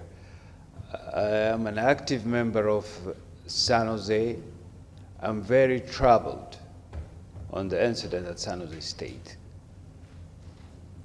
As San Jose Silicon Valley advocate for diversity, for worldwide market, while we have this kind of incident, I'm very, very shocked and troubled. While I'm trying to do business in Africa and Asia, I have to deal with this kind of incident. This was a prominent school that brought so many of us here, and we're witnessing a decline. I'm scared. Thank you. Good afternoon. Thank you for the opportunity to speak. My name is Persis Karim. I'm a professor here at San Jose State, a product of California higher education. I went to UC Santa Cruz, where I had the opportunity to study community studies, and I'm deeply concerned about social justice issues as a professor. I want to speak just briefly about the importance of not losing sight of academic freedom and a diversity, an attention to diversity of political views. I want to second what Mr. Levine said about being free from an environment of harassment and intimidation. Last year, I hosted a workshop and subsequently was harassed over email, had a public records request against me and a fake press release issued against me. And essentially, I think was targeted because of my name and also because of my political views. And I think it's very important that we create an atmosphere where we can vigorously debate issues of concern that are outside this campus. Thank you. Thank you. Hi, my name is Raymond, and I am a graduate at San Jose State. When I was a student here, I witnessed 2 faculty members that were racially insensitive. And that was a long time ago, but now as staff, I want to know if the committee will also do things to help the campus climate for faculty and staff that are being harassed. To a point where, frankly, they harass you they want you to basically have a nervous breakdown or commit suicide, to that point. It was to a point where, frankly, every day, twice a day, people would have to deal with being interrogated and questioned, things that you talked about with your coworkers. You get written up and things like that. I mean, really, it is just totally uncalled for. And I think you really should look into that kind of thing, and the president should also do an investigation. And this exists in the Dr. King Library, which is quite ironic that this has happened. Thank you. Hi, welcome to campus. My name is Bonnie Sugiyama, and I'm the director of the Women's Center and the LGBT Center here at San Jose State. And I would just like to, for these future panels, to maybe suggest a more open process for who's selected for the panels. I feel like there was a lack of diversity in representation of issues that were being brought. It felt like it was mostly race-based and religious-based. So I'm hoping that further panels will include more issues around sexual orientation, gender, and people with disabilities. We attempted to get members from those communities on the panels, and they could not come. And so some students were substituted as a result. But yes, we had all of that on the agenda, and we could not get student, because we also tried to diversify the campuses and not just have San Jose focused only. So we did try to do that, and we will continue to do that in future panels. I just, as the director of the Women's Center and LGBT Center, I never heard of anything to try to get. Well, because we tried to go beyond San Jose for student representation. I get that. It would be nice if there was a more open process for people to be able to apply, maybe to come. We would have had a lot of people, but yes, I understand. But we did have, as a part of our agenda, we did have the issue of diversity, not only in terms of not just being race-based, but other groups as well as other campuses. And we had a list of students, and my staff basically worked and finally confirmed in the last 2 days the folks who would be here, but we'd been working on it for quite a while. but we will continue to do that.